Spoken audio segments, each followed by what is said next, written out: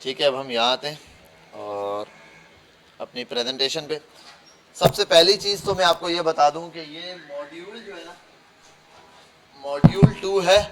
Backend सिर्फ नहीं बोलेंगे इसको आप, ठीक है। जैसे बच्चे बोल रहे हैं ना कि बैकएंड का कोर्स है, ये सिर्फ बैकएंड नहीं है, मॉड्यूल 2 है। क्योंकि इसके अंदर अगर बैकएंड ही है ये, अगर इसके अंदर से रिएक्ट को निकाल दिया जाए, ठीक है, क्योंकि जब रिएक्ट डाला गया तो रिएक्ट का सारा काम फ्रंट एंड के ऊपर है। किसके ऊपर है? फ्रंट एंड के ऊपर है, इसलिए ये हमारे पास मॉड्यूल 2 हमने कहा है इसको, बैकएंड नहीं कहा। अगर रिएक्ट निकाल दूं तो फिर ये। अच्छा, अब तक जो आप लोगों ने सीखा है HTML, CSS, bootstrap and JavaScript, ये चीज़ें आपने सीखी हैं, ये किस लिए? इससे एक पूरी वेबसाइट तैयार हो जाती है। अगर मैं रिएक्ट ना सिखाऊं आपको, जैसे बैकएंड पे नोड जैसे उसकी जगह PHP वगैरह सिखा दूं, ठीक है, PHP सिखा दूं, साथ में कोई SQL वगैरह की डेटाबेस सिखा दूं, आप फुल स्टैक डेवलपर हैं, ठीक है, क्योंकि आपने HTML, CSS, JavaScript, front end पूरा बन जाता है इससे, तो आप इजीली बना सकते हैं इसका फ्रंट एंड। इसके बाद जो आपके पास दूसरी चीजें बचती हैं वो सब बैकएंड के हवाले से, रिएक्ट को छोड़ के। रिएक्ट क्या है? रिएक्ट भी फ्रंट एंड के लिए यूज होती है, इसलिए हम इसको बैकएंड नहीं बोलेंगे प्योर। ये हमारे पास जो कोर्स है वो मॉड्यूल 2 है, ठीक है। जो मॉड्यूल 1 था वहां तक आपने वो बच्चे, उस पर अब वेबसाइट्स, आज के बाद आप उस कॉन्सेप्ट से जो जावास्क्रिप्ट को मैंने आपको सिखाए थे उसमें आप array, object, loops, function, conditions, इनको छोड़ के बाकी सब भूल जाओ, वो आपने यूज ही नहीं करना है, ठीक है। अब जो बच्चे, वो सर इतना ज्यादा डीप में जो बच्चे यहाँ नहीं आए, जो मॉड्यूल 2 नहीं कर रहे, उनके लिए वो इनफ है। अगर उन्हें कोई भी वेबसाइट मिलती है किसी भी किस्म की, तो वो उन 3-4 चीज़ों से मिलकर इजीली बना सकते हैं। HTML, CSS, बूटस्ट्रैप और जावास्क्रिप्ट यूज करेंगे, वो कोई भी वेबसाइट का फ्रंट एंड बना सकते हैं। बाकी बैकएंड के लिए वो फायरबेस का बैकएंड यूज कर लें या बैकएंड की किसी से API लेके कनेक्ट करवा दें, वो तो हम आगे जाके देखेंगे। लेकिन हम अब जब यहाँ आ गए तो अब HTML, CSS, बूटस्ट्रैप हम ये सब यूज करेंगे। जो जावास्क्रिप्ट है वो चेंज हो जाएगी, फ्रंट एंड पे जो हमारा जावास्क्रिप्ट का लॉजिक था वो हम नए अंदाज से यूज करेंगे, जो कि रिएक्ट हो जाएगा, ठीक है। अब हमारा फ्रंट एंड बनेगा रिएक्ट के ऊपर और बाकी फिर हम बैक एंड सारी चीजें कंप्लीट करेंगे। लाइन बाय लाइन देखते हैं क्या है। अभी आज जो टेबल ऑफ कंटेंट है, जो मैंने आपको चीजें समझानी है, सबसे पहली चीज, इस कोर्स को हमने नाम दिया है, वो जो पहले वाले बच्चे थे, जो पहला कोर्स था वो थी वेबसाइट डेवलपमेंट आपने सीखी है। जो अब तक थी, जो 4 मंथ्स का पहला मॉड्यूल था उसमें आपने वेबसाइट डेवलपमेंट सीखी है। क्या चीज सीखी है आपने? Website development. और अभी आप जो सीखोगे वो वेब एंड ऐप डेवलपमेंट सीखोगे। क्या सीखोगे? अब ये क्या बात हो गई? वेबसाइट डेवलपमेंट और वेब एंड ऐप कोई अलग चीज है?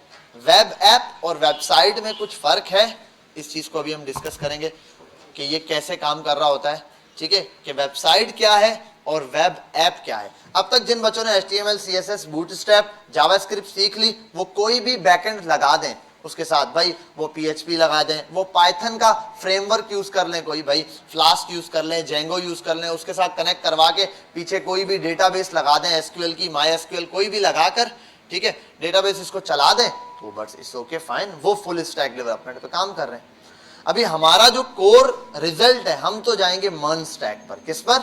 मर्न स्टैक पर, क्योंकि आजकल मार्केट में सबसे ज्यादा डिमांड मर्न स्टैक की है, ठीक है। अब ये मर्न स्टैक क्या है उसको डिटेल में हम डिस्कस करते हैं। पहले तो ये देख लेते हैं, वेबसाइट थी, उन बच्चों ने जो सीखा, जो पहले मॉड्यूल में आपने सीखा, वो थी वेबसाइट डेवलपमेंट। क्या थी? लेकिन अब जो सीखेंगे वो क्या होगी? Web and app. अब देखते हैं वेब ऐप। वेब ऐप क्या है और वेबसाइट क्या है। जो यहाँ टेबल ऑफ कंटेंट में चीजें हैं, पहले तो हम वेबसाइट को डिस्कस करेंगे, फिर वेब ऐप को, फिर इनके दरमियान कुछ सिमिलरिटीज क्या है वो देखेंगे। जैसे ही मैं दोनों में आपको बताऊंगा ये है, ये ऐसे है, तो डिफरेंस तो आपको पता चल जाएगा। बाकी सिमिलरिटीज क्या है इनके अंदर वो हम देख लेंगे। उसके बाद रिएक्ट जेएस का इंट्रोडक्शन दूंगा, क्या होता है, फिर नोड जेएस, फिर एक्सप्रेस जेएस, डेटाबेस क्या होती है, कैसे वर्किंग करती है, उसके बाद at the end MongoDB database क्यों हमने चूज की है, ठीक है। चलते हैं नेक्स्ट। सबसे पहली चीज जो मेरे पास है वो है वेबसाइट। अब वेबसाइट क्या दिया? A website is a collection of interlinked web pages with the same domain, ठीक है भाई। अब एक डोमेन है, उसके साथ मल्टीपल पेजेस आपने फेंक दिए। बिल फर्ज आपने एक वेबसाइट बनाई, उसमें होम है, अबाउट है, कैटेगरीज हैं, जैसे ई कॉमर्स की वेबसाइट्स आपने देखी जिसमें कैटेगरी होता है, आपके पास कॉन्टैक्ट अस वगैरह है। अब ये जितनी भी चीजें हैं कैसे होंगी? आप क्या करोगे? Line by line. सबसे पहला आप इंडेक्स की एक मेन फाइल बनाओगे। अब मेन फाइल वो आपका होम पेज होगा, आप उसको होम पेज का नाम दे दो, मेन स्क्रीन कह दो, वो आपके पास मेन पेज होगा। अब उस पेज पर मल्टीपल चीजें आपको नजर आ रही होंगी। वो मल्टीपल चीजें क्या क्या होंगी भाई? आप देखोगे कैटेगरी का सेक्शन भी होगा, आप ही के पास वहां पर क्या नाम है ये अबाउट का सेक्शन होगा, कॉन्टेक्ट अस का होगा। आप जिस चीज पर क्लिक करेंगे, ठीक है, मैप्स हो सकते हैं, आप जिस पर क्लिक करेंगे वो पेज सामने लोड हो जाएगा। ऐसा ही है, हम यही करते थे, ऊपर लिंक्स लगे होते थे एक पेज पर। तो क्या होता था, क्या एक ही पेज आता था? क्या इंडेक्स की एक ही फाइल होती थी? नहीं, कॉन्टैक्ट की अलग बना हुआ होता था, इसी तरह हमारे पास अबाउट का बना हुआ होता था, इसी तरीके से कैटेगरीज की जितने, अब कैटेगरी में और आइटम बनाने तो इंडेक्स की अलग अलग फाइल्स बनाते थे, इंडेक्स की नहीं HTML की फाइल बनाते थे मल्टीपल्स। ये हमारे पास कॉन्सेप्ट चल रहा होता था नॉर्मल वेबसाइट के अंदर। ये थी वेबसाइट। वेबसाइट का जो बड़ा ड्रॉबैक, अगर वेबसाइट थी, वेबसाइट का बड़ा ड्रॉबैक क्या था? वेबसाइट को क्यों नहीं यूज कर रहे थे? वेबसाइट में ऐसा क्या है कि वेब ऐप आई, और वेब ऐप क्या है वो भी देखते हैं। वेबसाइट का सबसे बड़ा इशू ये है कि वेबसाइट लोड होती है, हर क्लिक पे लोड होती है, हर क्लिक पर क्या होती है? लोड होती है।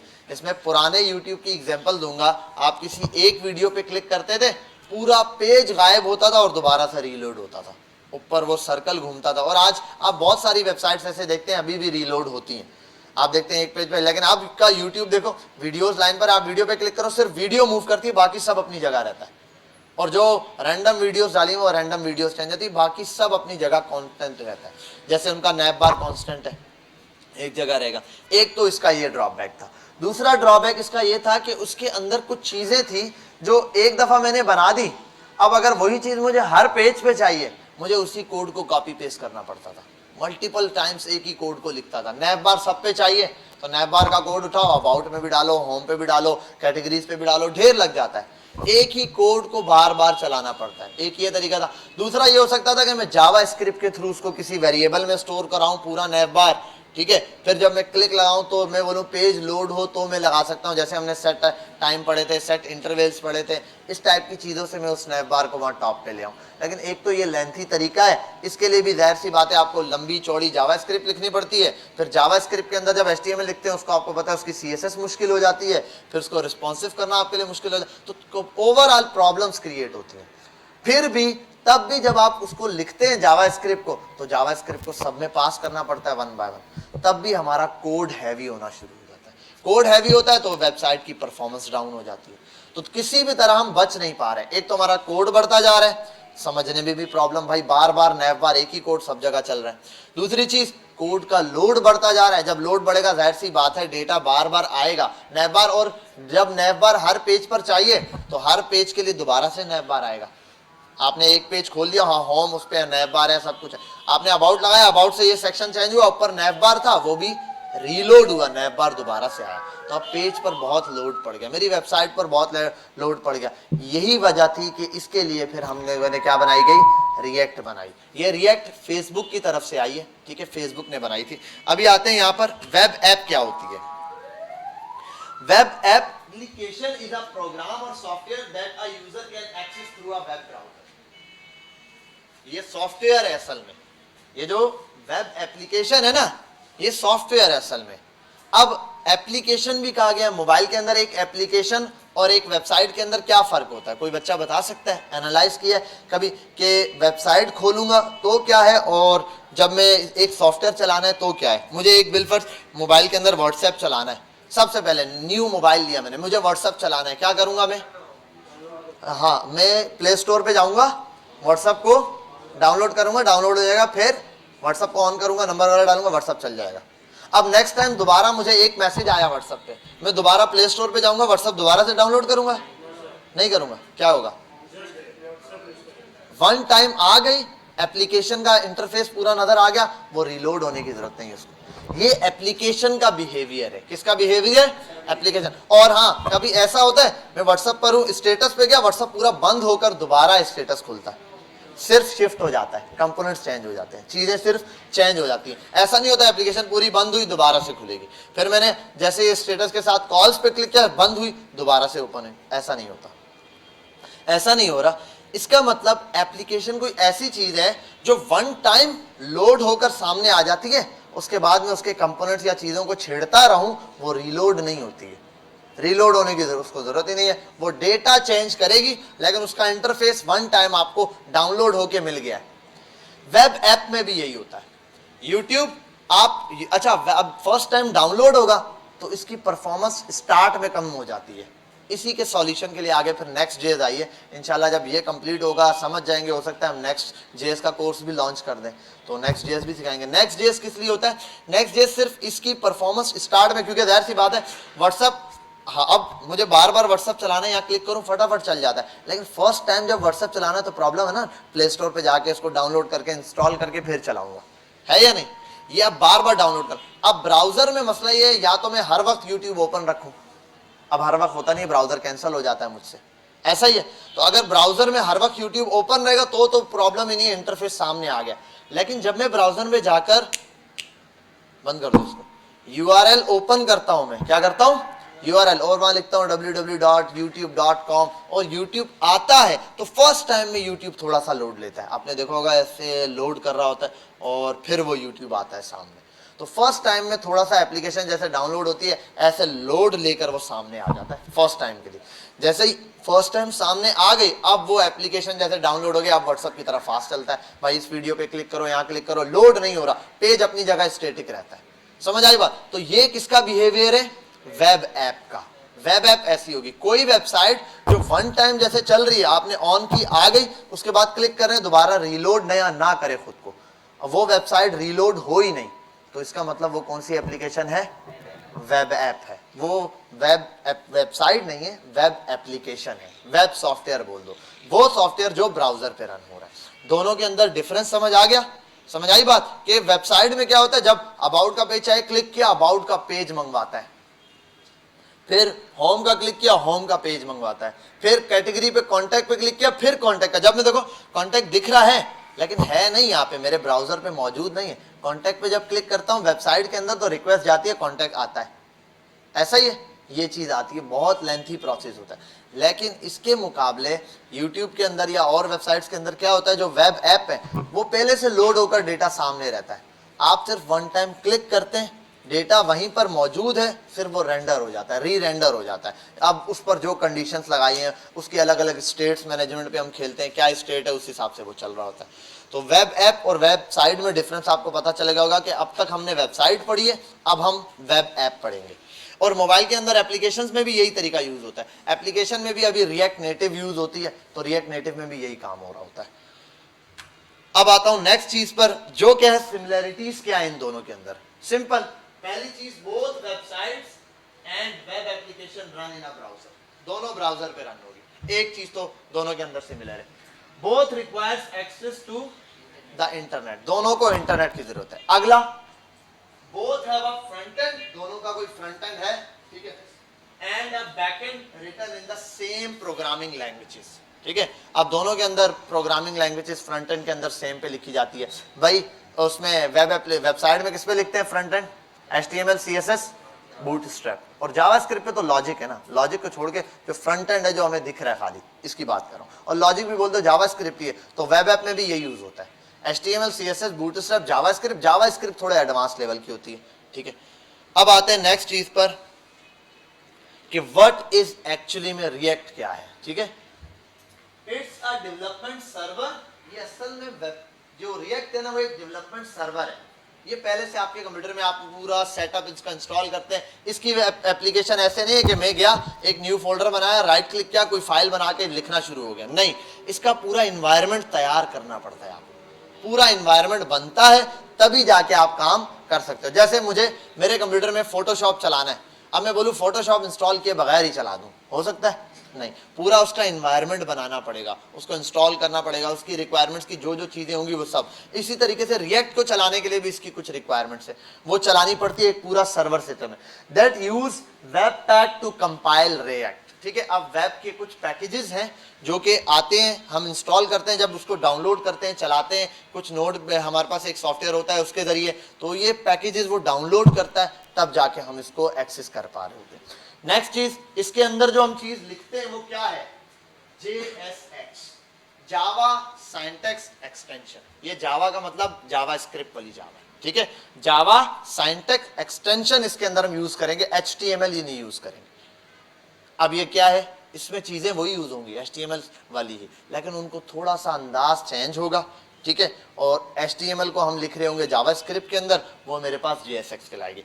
And ES6 and it's a library not a framework. पहले तो ES6 की बात आ गई कि ये क्या है, ES6 है। ES6 क्या है, जावास्क्रिप्ट जब आई थी तो जावास्क्रिप्ट के अंदर कुछ वर्जन्स आए थे अलग अलग, ES6 से पहले वाले, अभी तो ES6 में काफी ऊपर के वर्जन्स यूज हो रहे हैं, लेकिन ES6 से जो है ना वेब ऐप शुरू हो गई थी। ES6 से पहले वाले जितने वर्जन है जावास्क्रिप्ट के वो सब वेबसाइट बना सकते हैं, वेब ऐप नहीं बना सकते। लेकिन ES6 के बाद जो जावास्क्रिप्ट ने लॉजिक फेंके हैं, जैसे टर्नरी ऑपरेटर फेंका, ठीक है, ये और एरो फंक्शंस दिए, ये सारी चीजें ES6 के अंदर आई हैं, ES6 से पहले नहीं थी। अब नेक्स्ट चीज पर मैं आता हूं, it's a library not a framework. अब तक बहुत सारे लोग जो रिएक्ट पे काम कर रहे हैं उनको भी नहीं पता होता, वो कहते हैं रिएक्ट क्या, जावास्क्रिप्ट का एक फ्रेमवर्क है। और हम भी समझाने के लिए, इतनी लंबी पंचायत से बचने के लिए बोल देते हैं भाई फ्रेमवर्क है, लेकिन ये it's not a framework, it's a library. ये क्या है, लाइब्रेरी है, फ्रेमवर्क नहीं है। अब लाइब्रेरी और फ्रेमवर्क में क्या फर्क होता है, इसको हम डिटेल में आगे जाके, अभी तो मैं आपको बाय माउथ जो वर्ड्स हैं उनसे समझाऊंगा, फिर जब हम प्रैक्टिकली करेंगे आपको इजीली समझ आ जाएगा यार ये क्या है। फ्रेमवर्क मेरे पास ऐसी चीज होती है जो कि किसी कंपनी की तरफ से एनवायरनमेंट बना हुआ मिला है, मैं उसकी बनी बनाई चीजें यूज करूंगा, ये फ्रेमवर्क है। और लाइब्रेरी है कि मैं एक चीज को बार बार यूज करता हूं, बिलफर्स मेरे हर वेबसाइट के हर पेज पे नैवबार और फुटर होगा, तो नैवबार फुटर बार बार यूज करना पड़ता है मुझे। अब ये मुझे बार बार यूज तो करना पड़ता है, लेकिन मुझे कोई कंपनी नहीं प्रोवाइड करेगी, क्योंकि मेरा अपना नैवबार है, मुझे अपने तरीके से बनाना पड़ेगा। अब मैं खुद कस्टमाइजेशन करके एक नैवबार तैयार करता हूं, मैं बोलता हूं हर दफा ये वाला नैवबार, या एक कोई भी लॉजिक, कोई एक लॉजिक हो सकता है, कैलकुलेशन का कोई लॉजिक हो सकता है, ऐड टू कार्ट का कोई लॉजिक हो सकता है, मैंने बना के रख लिया सेव, मैं चाहता हूं हर दफा मैं इसको, अब मैं अपनी एक लाइब्रेरी बना रहा हूं। देखो बुक्स की लाइब्रेरी कैसे बनती है, एक एक बुक पढ़ी हो, लाइब्रेरी नहीं है। आप वो 4-5 बुक्स एक जगह लगा दें तो लोग देखते हैं 4-5 बोले यार तुम्हारे पास तो बुक की लाइब्रेरी है, ऐसे ही कहते हैं ना, क्यों, क्योंकि आप जो चीजें यूज करते हो आपने उनको एक जगह इकट्ठा कर दिया, जब जरूरत पड़ती है वहां से निकाल लेते हो। ऐसे ही रिएक्ट के अंदर भी हम एक रिएक्ट लाइब्रेरी है मेरे पास, ठीक है, फ्रेमवर्क नहीं है। हम अपनी मर्जी से चीजें बना के इसमें साइड पे रखते जाते हैं, और जब जरूरत पड़ती है उस चीज को कॉल करके इस्तेमाल कर लेते हैं, ये लाइब्रेरी है। फ्रेमवर्क क्या है, बूटस्ट्रैप है। बूटस्ट्रैप मेरे पास फ्रेमवर्क है। बूटस्ट्रैप में कभी ऐसा होता है मैं एक क्लास बना के साइड पे रख लूं और फिर उसको कॉल करूं।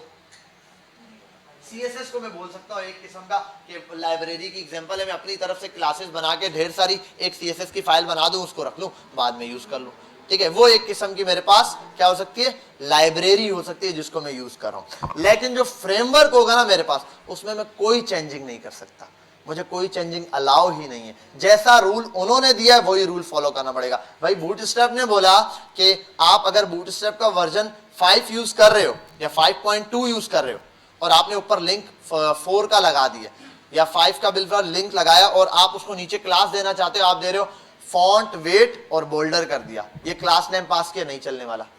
आप बोलोगे भाई बूटस्ट्रैप का, ये बोलेंगे भाई ये हम वर्जन 4 में यूज करते थे, वर्जन 5 में फॉन्ट वेट नहीं लिखना, FW लिखो। आप बोलो बात तो वही, बोलेगा नहीं भाई स्ट्रिक्टनेस है, हमने ये चीज बनाई, आपने ये यूज करना है। और इसके बैकएंड पे आप फॉन्ट वेट का जाके क्लास नेम भी नहीं चेंज कर सकते, वो उनका अपना है कि आप बना बनाया किसी की बनी बनाई चीज यूज कर रहे हैं, तो आप वहां पे चेंजिंग नहीं कर सकते, ठीक है। लेकिन अब ये इसकी भी मिसाल अगर दूं, लाइब्रेरी की मिसाल ये, आप अपनी घर की लाइब्रेरी में कोई भी बुक रख सकते हो और कोई भी बुक निकाल सकते हैं, लेकिन आपकी यूनिवर्सिटी के अंदर हजारों बुक्स मौजूद है, आप बोलो ये वाली बुक मुझे अच्छी नहीं लगती, इसको बाहर निकाल दो, वो कभी भी नहीं निकालने वाले।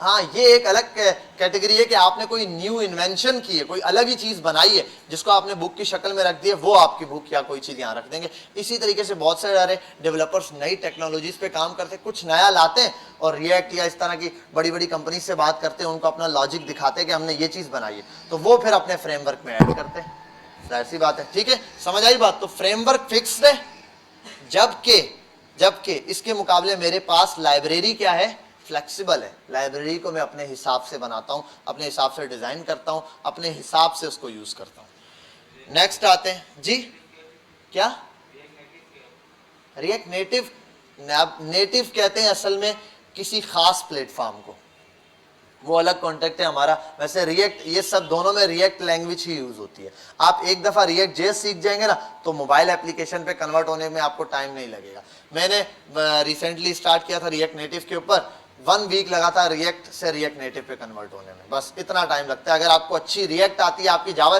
रिएक्ट अच्छी आएगी तब जब जावास्क्रिप्ट अच्छी होगी।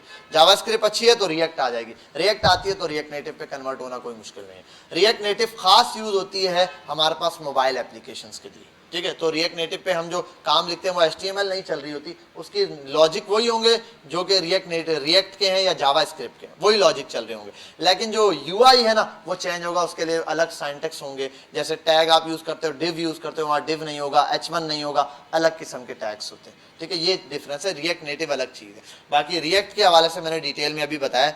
अब आते हैं व्हाट इज Node.js, ये क्या है। Node.js is an open source. सबसे पहली चीज Node.js को सबसे ज्यादा यूज कर रहे हैं लोग, उसकी खास वजह भी ये होती है बिल्कुल ओपन सोर्स है आपके पास। क्रॉस प्लेटफॉर्म है, क्रॉस प्लेटफॉर्म का मतलब बैकएंड के लिए है, बहुत सारी चीजों के साथ बैकएंड इसका चल जाता है। और बैकएंड में सर Node.js ही क्यों यूज करें, पाइथन क्यों नहीं यूज करें, पाइथन तो ज्यादा तेज है ना। पाइथन वाकई AI लैंग्वेज है, आर्टिफिशियल इंटेलिजेंस की लैंग्वेज है, बड़े बड़े काम कर लेते तो बैकएंड उस पर बनाए, ठीक है। बात समझ आ रही है।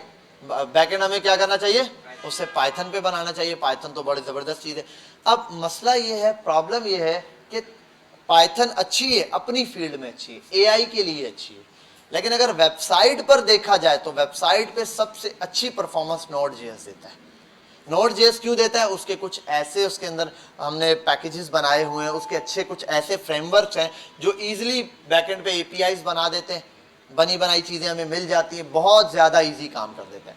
अच्छा नेक्स्ट चीज ये क्या है, जावास्क्रिप्ट का रन टाइम इन्वायरमेंट है। ये बहुत मोस्ट इंपॉर्टेंट चीज है कि ये जावास्क्रिप्ट का रन टाइम इन्वायरमेंट। ये क्या, अब तक प्रॉब्लम ये थी कि मैं जावास्क्रिप्ट को सिर्फ ब्राउजर तक यूज कर सकता था। कहां पर यूज कर सकता था, ब्राउजर तक का मतलब कि ये जो सामने स्क्रीन है, लॉजिक फ्रंट पे जो दिख रहा है, बटन क्लिक करेगा कुछ हेलो दिखे वहीं दिख जाएगा, ये जावास्क्रिप्ट कर सकती थी।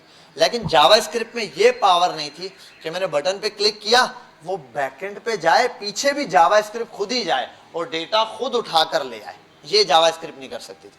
जावास्क्रिप्ट इतना करती थी कि जावास्क्रिप्ट के साथ जैसे पहले लोग ज्यादा PHP यूज करते थे, तो जावास्क्रिप्ट इतना करती थी, यहां से डेटा उठाया और इसके पास जाती थी, भाई क्लाइंट ने ये रिक्वेस्ट भेजी, अब पीछे PHP इसको डेट पे रोक देगा, कहता रुको भाई आगे हमारा काम है।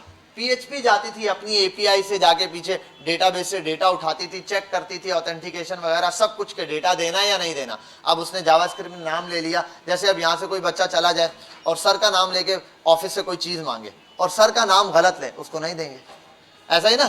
तो ये भी ऑथेंटिकेशन है। जावास्क्रिप्ट जब जाती है तो वो पूछता है भाई हाँ अब ये चीज चाहिए, किसने वो भेजा है, वो चेक करता है ऑथेंटिकेशन वगैरह, अगर ओके है फाइन है तो वो आगे पास करेगा, अदरवाइज नहीं करता ना। ये दूसरी लैंग्वेज थी।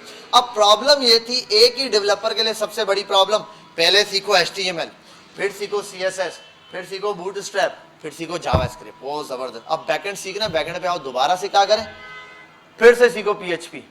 अब PHP भी सीखो, इतनी सारी लैंग्वेजेस हो गई थी, एक तो डेवलपर परेशान हो गए थे कि भाई यार ये इसके साथ नहीं मैच कर रहा, कोई पाइथन चला देता है, कोई किसका कोड चला देता है, बहुत सारी लैंग्वेजेस का। अब यहां पर जाके कोई जावा चला रहा है पीछे, जावा का एक बहुत अच्छा एनवायरनमेंट है स्प्रिंग के नाम से, स्प्रिंग बूट के नाम से।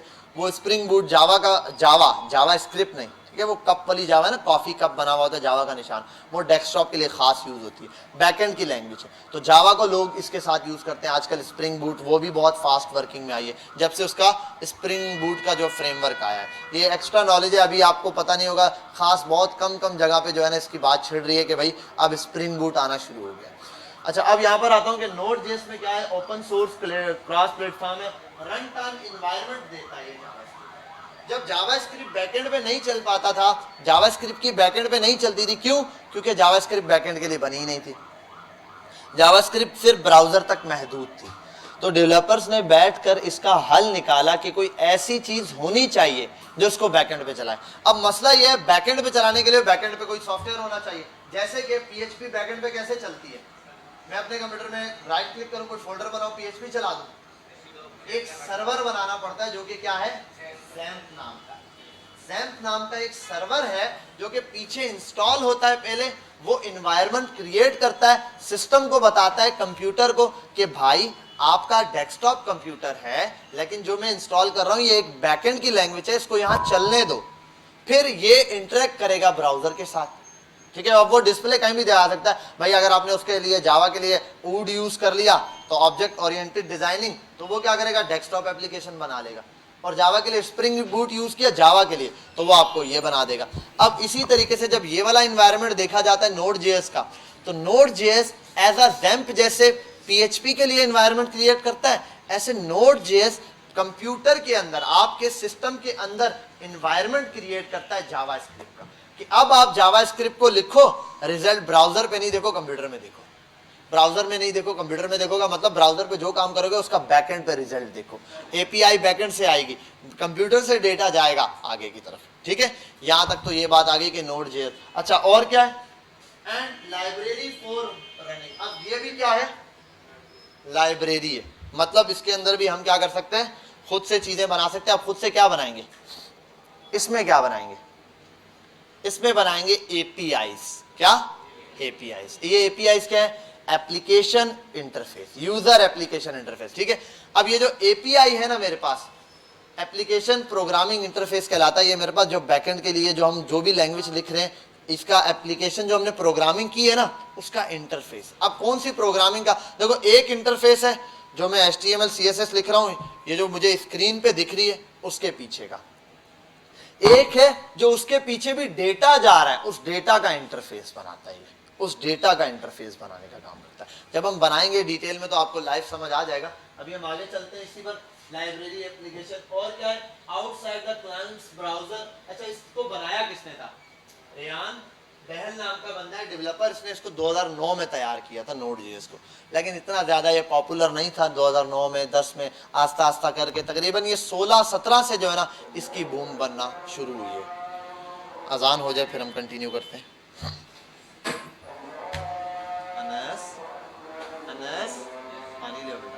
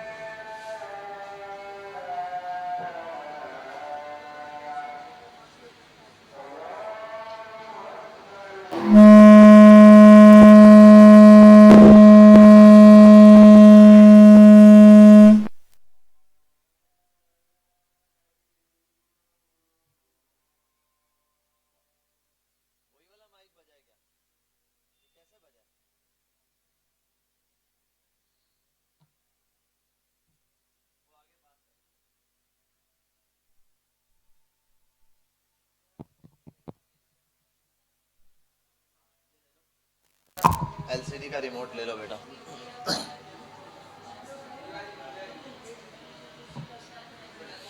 इसका बेटा पता नहीं कहाँ है रिमोट।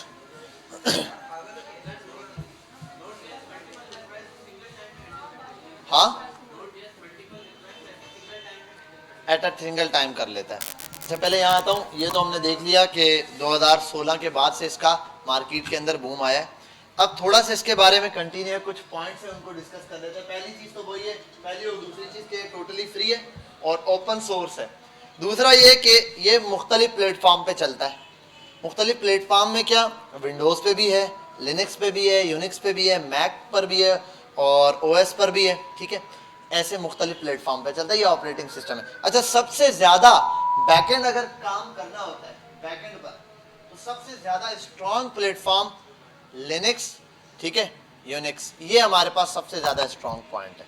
दूसरे नंबर पे आप बोल दो मैक है, तीसरे नंबर पे जाके हमारा विंडोज आता है। क्यों? क्योंकि सिक्योरिटी इशू की बात है। मैक कंपेयर किया जाए लिनक्स से तो आई थिंक इसकी सिक्योरिटी ज्यादा बेटर है, लेकिन वजह यह है कि मैक का एनवायरनमेंट हर कोई अफोर्ड नहीं कर सकता, हर कोई इसको अफोर्ड कर ही नहीं सकता। उसकी प्रॉब्लम यह है कि भाई मैकबुक चाहिए आपको, मैकबुक हैं इतने ज्यादा महंगे। फिर दूसरी बात, उसमें जैसे विंडोज होती है हमारी, विंडो करप्ट होती है, वो इजीली हो जाती है। मैकबुक की एक जो मैकबुक में अपना ऑपरेटिंग सिस्टम होता है, मैक नाम का, एप्पल के जो लैपटॉप्स आते हैं उनका अपना मैकबुक होता है, वो इतनी इजीली होता भी नहीं है। और उसके जो विंडोज करने वाले हैं वही 10-10 हज़ार रुपये ले लेते हैं, ऐसा लगता है कोई वेबसाइट बना के दे रहे हैं, इतने पैसे ले लेते हैं इस तरीके से पैसे। तो इसका इन्वायरमेंट मुश्किल है। बाहर मुल्क देखोगे आप, सबसे ज्यादा इसी पर काम चल रहा होता है। और एप्पल का तकरीबन मेन काम सारा जो है वो मैक पे चल रहा होता है, वो मैक पर ही चलाते हैं। उनका ऑपरेटिंग सिस्टम भी सारा रिएक्ट पे चलाएं, रिएक्ट नेटिव पे, कोई एप्लीकेशन अगर उनको चलानी होती तो वो इसी के थ्रू चलाते हैं। बाकी अगर हम देखेंगे, मैं थोड़ा बहुत इंशाल्लाह लिनक्स का भी आप लोगों को गाइड करूंगा, लिनक्स में किस तरीके से काम होता है। बैकएंड के लिए सबसे सिक्योर जो आपके लिहाज से बताऊं तो वो हमारे पास है लिनक्स, ठीक है। अब लिनक्स में मुख्तलिफ आती है, एक यूबंटू टाइप है और एक काली लिनक्स है। यूबंटू नॉर्मली यूज करते हैं, काली लिनक्स थोड़ी सी हट कर है, वो हैकिंग पर्पस के लिए होता है। अब इसके अंदर थोड़ी सी उसकी जो कमांड्स लाइन है ना वो अलग है, कमांड्स थोड़ी सी चेंज होती हैं, इस वजह से उसकी कमांड्स ऐसी हैं कि हैकिंग पर्पस के लिए ज्यादा यूज करती है। अब वो हैकिंग कौन सी, इथिकल हैकिंग की बात हो रही है, अनइथिकल हैकिंग की नहीं। इथिकल हैकर्स तो हर वेबसाइट डेवलपर ने या हर एप्लीकेशन वाले ने अपने ऑफिस में, अपने सॉफ्टवेयर हाउसेज में रखे होते हैं। उसकी वजह ये होती है अपनी ही वेबसाइट्स पर अटैक करवा रहे होते हैं वो, ताकि हमें पता चले इसमें क्या ब्रेक पॉइंट है, कहां से इसको ब्रेक किया जाता है। पहले हैक करते हैं, अगर हैक हो गई इसका मतलब इसमें ये ब्रेक पॉइंट है, अब उसको स्ट्रांग बनाने की कोशिश करते हैं, यानी कि खुद को खुद ही वो चेक करते हैं कि भाई हमें क्या खामी है, फिर उसको इंप्रूव करते हैं। यही चीज इंसान को अपनी लाइफ में भी करनी चाहिए। अच्छा, अब यहां पर आ जाते हैं, Node.js uses JavaScript on the server. Node.js इसको यूज करेगा सर्वर के लिए, जावास्क्रिप्ट की लैंग्वेज सब कुछ वही होगा, ऑब्जेक्ट कैसे यूज करना है वही चीज है। लेकिन यहां पर जो यूज करेंगे रिएक्ट में तो फ्रंट एंड पूरी बनाने के लिए यूज करेंगे, जावास्क्रिप्ट को यहां यूज करेंगे बैकएंड पे, एपीआई बनाने के लिए, भाई यहां से डेटा वहां ले जाने के लिए। पहले तो फ्रंट एंड दिखा रहा था, ठीक है, वो था जावास्क्रिप्ट। अब जावास्क्रिप्ट एपीआई के तौर पर भी काम करेगा, खुद ही डेटा उठा के ले जाने वाला बनेगा। अब लास्ट चीज है यूज टू क्रिएट एपीआईज, जो मैं आपको बता चुका हूं कि भाई इसका एक पॉइंट ये है कि ये एपीआईज बनाती है। अब इसको जब हम डिटेल में खोलेंगे, आगे जाके पढ़ेंगे Node.js के चैप्टर में, तो इंशाल्लाह हम देखेंगे ये मल्टीपल रिक्वेस्ट भी ले लेता है एक साथ, जबकि इसके मुकाबले क्योंकि इसमें फ्लेक्सिबिलिटी ज्यादा है। अब इसका एक फ्रेमवर्क है जो कि है ExpressJS. What is ExpressJS? ExpressJS is minimal and flexible, बहुत कम से कम कोड में लिखा जाता है और बहुत ज्यादा फ्लेक्सिबल है, बहुत ज्यादा फ्लेक्सिबिलिटी है। हर किस्म की इसके अंदर इतने जुगाड़ निकल आते हैं एपीआईज को क्रिएट करने के लिए, बहुत इजीनेस आप जो है ये दे देता है किसके लिए, हमारे बैकएंड के सर्वर के लिए एपीआई बनाना बहुत आसान कर देता है। Node.js वेब एप्लीकेशन फ्रेमवर्क, अब ये है फ्रेमवर्क, ये क्या है, फ्रेमवर्क है। अब देखो जैसे Tailwind CSS आ गई है, बूटस्ट्रैप आ गई है, अब इनमें अगर कंपेयर किया जाए कौन सी बेटर है, अब ये यूज केस देखा जाएगा, ये क्या देखा जाएगा, कौन ज्यादा चीजें आपको प्रोवाइड कर रहा है वो जो फ्रेमवर्क। क्योंकि देखो Tailwind CSS भी फ्रेमवर्क है और बूटस्ट्रैप भी फ्रेमवर्क है, ये भी आपको बनी बनाई चीजें दे रहा है, वो भी बनी बनाई। हमें बेटर कौन सी लगेगी, जो ज्यादा चीजें फराम कर रहा है, जो ज्यादा चीजें हमें दे रहा है, ज्यादा इजीली जिसको यूज किया जा सकता है। अब इसी तरीके से जब यहां पर आता हूं मैं एक्सप्रेस.js की बात करता हूं तो ये भी बहुत ज्यादा फ्लेक्सिबल है मेरे पास।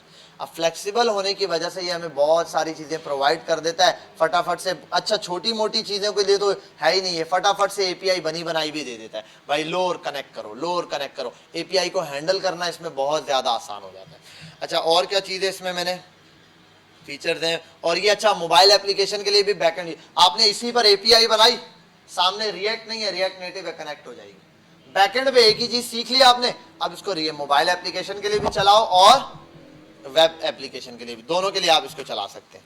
अब नेक्स्ट चीज मेरे पास आती है, व्हाट इज डेटाबेस। डेटाबेस बच्चे बताएं क्या होती है। डेटाबेस का तो नाम सुना ही होगा, सुना है या नहीं सुना है, क्या होती है, हजरत आपसे स्टार्ट करेंगे। हाँ, सबसे डेटा से पहले देखा जाएगा डेटा क्या है, व्हाट इज डेटा। डेटाबेस तो बाद में आ जाएगी, डेटा क्या होगा मेरे पास। हाँ, रॉ एंड फैक्ट क्या चीजें एक्सप्लेन करें, थोड़ा देख के उठना, ये ना एलसीडी पर लग जाओ, बताओ।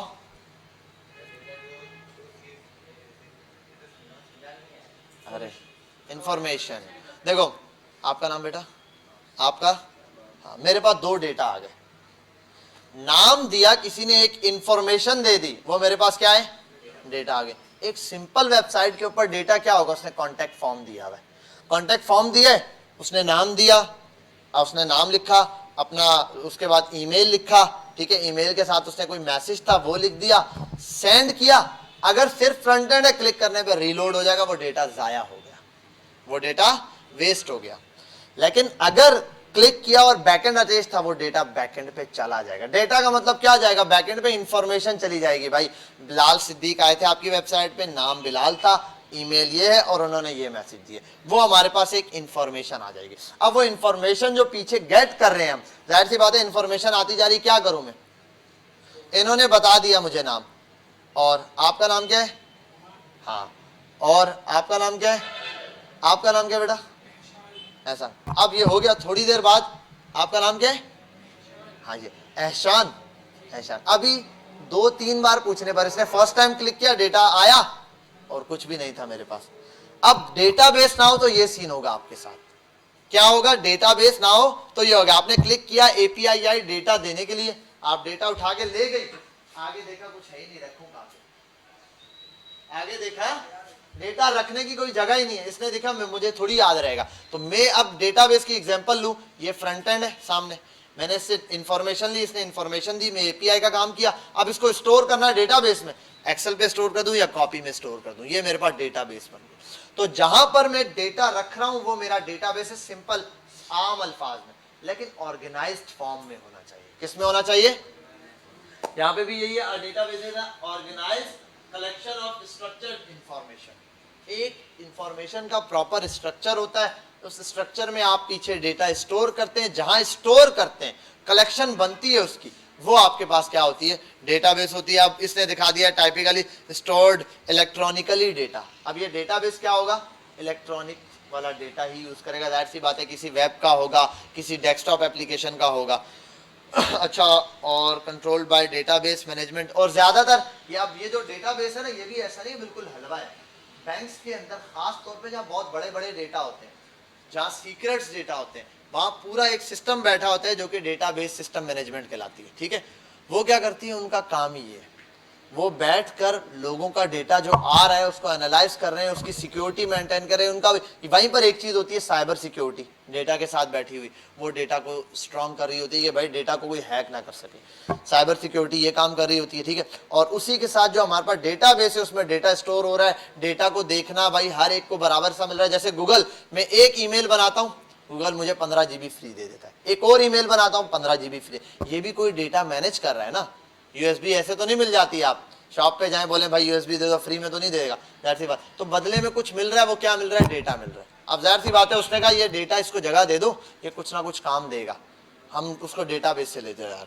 अब हम जो यूज करेंगे वो कौन सी डेटाबेस है, वो ये व्हाट इज मोंगोडीबी, ये मोंगोडीबी हमने यूज करना है। मोंगोडीबी इज क्या एसक्यूएल भी यूज कर सकते हैं आप, लेके कॉम्बिनेशन जो है ना इनका इसके साथ प्रॉपर जमता है। अब इसको जब हम आगे जाके काम करेंगे आपको पता चलेगा इसके अंदर क्या डिफरेंस आ रहा है, एसक्यूएल लगाएंगे तो क्या डिफरेंस आ रहा है, एसक्यूएल भी लगा के दिखा देंगे, एसक्यूएल की भी चलाएंगे। साइंटेक्स तो जाहिर सी बात है चाहिए, दोनों के सेम, थोड़ी बहुत कुछ चीजें सेम है। जैसे कि आप बोलते हैं ना डेटाबेस के अंदर तकरीबन टेबल्स बनाना, रॉस बनाना, ज्यादातर चीजें सेम होती हैं, कुछ चीजें डिफरेंस होती हैं, ठीक है।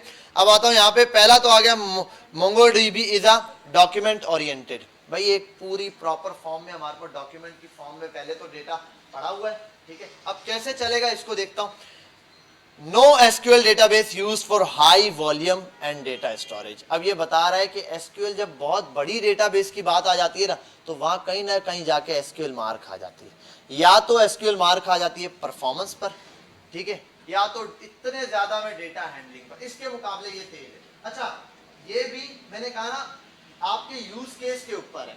मोंगोडीबी बहुत अच्छी डेटाबेस है, लेकिन नोड.js एपीआई हो तो क्या हो, नोड.js एपीआई हो तभी ये बहुत अच्छी डेटाबेस है, वरना ये इतनी अच्छी डेटाबेस नहीं, क्योंकि फ्रंट पे नोड.जेएस होगा तो अच्छा कॉम्बिनेशन चलता है, इन दोनों की आपस में बनती है। अब ये क्यों बनती है इसको डिटेल में आगे जाके देखते हैं। अच्छा, और क्या दे दिया भाई, कलेक्शन ऑफ डॉक्यूमेंट्स लेता है, सिंपल डॉक्यूमेंट कंसिस्ट ऑफ, इसके अंदर जितना भी डेटा होता है वो की वैल्यू की फॉर्म में होता है, जबकि एसक्यूएल के अंदर ज्यादातर डेटा जो हम स्टोर कर रहे हैं सारी चीजें वो रॉ कॉलम की शक्ल में चल रही होती हैं, उनको जो टारगेटिंग एलिमेंट भी हमारा वो रॉ कॉलम के थ्रू ही हम करते हैं। यहाँ पर एक चीज एक्स्ट्रा होती है थोड़ी सी, वो है की वैल्यू। अब ये की वैल्यू डिटेल में जब हमारा टॉपिक आएगा, क्योंकि अभी तो हम पहले रिएक्ट पढ़ेंगे, फिर नोड.जेएस पढ़ेंगे, फिर लाइन से एक्सप्रेस.जेएस, फिर डेटाबेस पर आएंगे। फिर डेटाबेस पे सबसे इजी चीज ये कि मैं एक दो क्लास में आपको एसक्यूएल करवाऊंगा। एसक्यूएल ऐसी डेटाबेस है कि स्टार्टिंग में यूनिवर्सिटीज भी सब कोई वही करवाता है, क्योंकि उसका कोर्स बहुत सिंपल है। एक रात भी अगर आप बैठो W3 स्कूल ही खोल के पढ़ लो तो आपको तकरीबन खुद समझ आ जाएगी। इतनी इजी डेटाबेस है नॉर्मल काम के लिए, लेकिन उतनी ही डिफिकल्ट हो जाती है जब किसी बड़े डेटा को हैंडल करने पे हो। लेकिन मोंगोडीबी सीखने में मुश्किल है, लेकिन बड़े से बड़ा डेटा स्ट्रक्चर आ जाए उसको हैंडल फटाफट कर लेती है, ये इसकी खास बात है। अब यहाँ आते हैं ये एक पूरा ओवरऑल स्ट्रक्चर है जो आप पूरे कोर्स को सीखने के बाद बना सकते हैं। अब यहाँ फ्रंट एंड पे अगर आप एक चीज चेंज करेंगे तो वो क्या बनेगा वो भी देखेंगे। सामने लैपटॉप दिया है जो कि क्या है, वेब एप्लीकेशन चला रहे हैं, यानी कि वेबसाइट। अगर आप वेबसाइट की बात करते हो तो नोड.जेएस बीच से हटाना पड़ेगा। ये दिया हुआ एक्सप्रेस.जेएस, नोड.जेएस, अगर ये हटा के PHP लिख दूं ना और MySQL चला दूं तो HTML, CSS, जावास्क्रिप्ट, रिएक्ट हटाओ, PHP लगा दो और SQL लगा दो, ये फुल स्टैक डेवलपमेंट। और अगर मन स्टैक की बात करूं, मन स्टैक होता है असल में M for MongoDB, E for express, R for react और N फॉर नोड.जेएस। तो अब ये होता कैसे, यहाँ क्लाइंट बैठा है, उसको सामने 3-4 चीजें दिखती हैं। उसको HTML दिखती है, CSS दिखती है, जावास्क्रिप्ट दिखती है, और जावास्क्रिप्ट में अगर आपने रिएक्ट बनाई हो तो रिएक्ट दिखती है। ठीक है, ये नॉर्मल एक यूजर को दिखते हैं, आपको यही दिखेगा भाई। रिएक्ट जावास्क्रिप्ट कैसे दिखेगी, जावास्क्रिप्ट कैसे दिखेगी, कोई बता सकता है? भाई जाहिर सी बात है, वो एक कैलकुलेटर फ्रंट पे यूज कर रहा है, लॉजिक फ्रंट पे ही हो रहा है। ठीक है, वो कोई कैलकुलेशन परफॉर्म सामने कर रहा है, सामने ही हो रहा है। बटन क्लिक करने पे कोई सामने प्रोसेस हो रहा है, जैसे ऐड टू कार्ड होता है हमारे पास नॉर्मल, वो हो रहा है तो वहीं पर चल रहा है। बटन क्लिक करने पे वीडियोस चेंज हो रही है, वो अलग चीज है। ठीक है, ये फ्रंट पे ही देख रहा है क्लाइंट, तो ये क्लाइंट साइड। ठीक है, दूसरी आती है मेरे पास सर्वर साइड, ये सर्वर साइड है, ये नहीं, ये डेटाबेस, ये सर्वर साइड है। अब सर्वर साइड पे क्या है, एक्सप्रेस.जेएस और नोड.जेएस, ये एपीआईज है, और यहाँ डेटा पड़ा है। क्लाइंट यहाँ से रिक्वेस्ट भेजता है, देखो दिया हुआ है, कुछ गेट करना, पोस्ट करना, पुट करना, डिलीट करना, ठीक है, और जेसन की फाइल पास कर देगा। अब जेसन क्या है, जेसन की मैंने छोटी सी आपको एग्जांपल दी थी, और एरे के अंदर ऑब्जेक्ट जो हमने छोटा सा जेसन लेकर हमने मैप के मेथड के थ्रू कार्ड्स रेंडर करवाए थे। यही चीज यहाँ पर होता है, जब यूजर या तो कोई डेटा गेट करता है, या तो कोई पोस्ट करता है, पुट करता है, या तो कोई चीज डिलीट कर रहा होता है। ये 3-4 काम है जो यूजर करता है। अब वो जैसे ही यहाँ रिक्वेस्ट पास करता है तो ये खुद कुछ नहीं करता, एपीआई पर जाता है, यहाँ से डेटा एपीआई पे।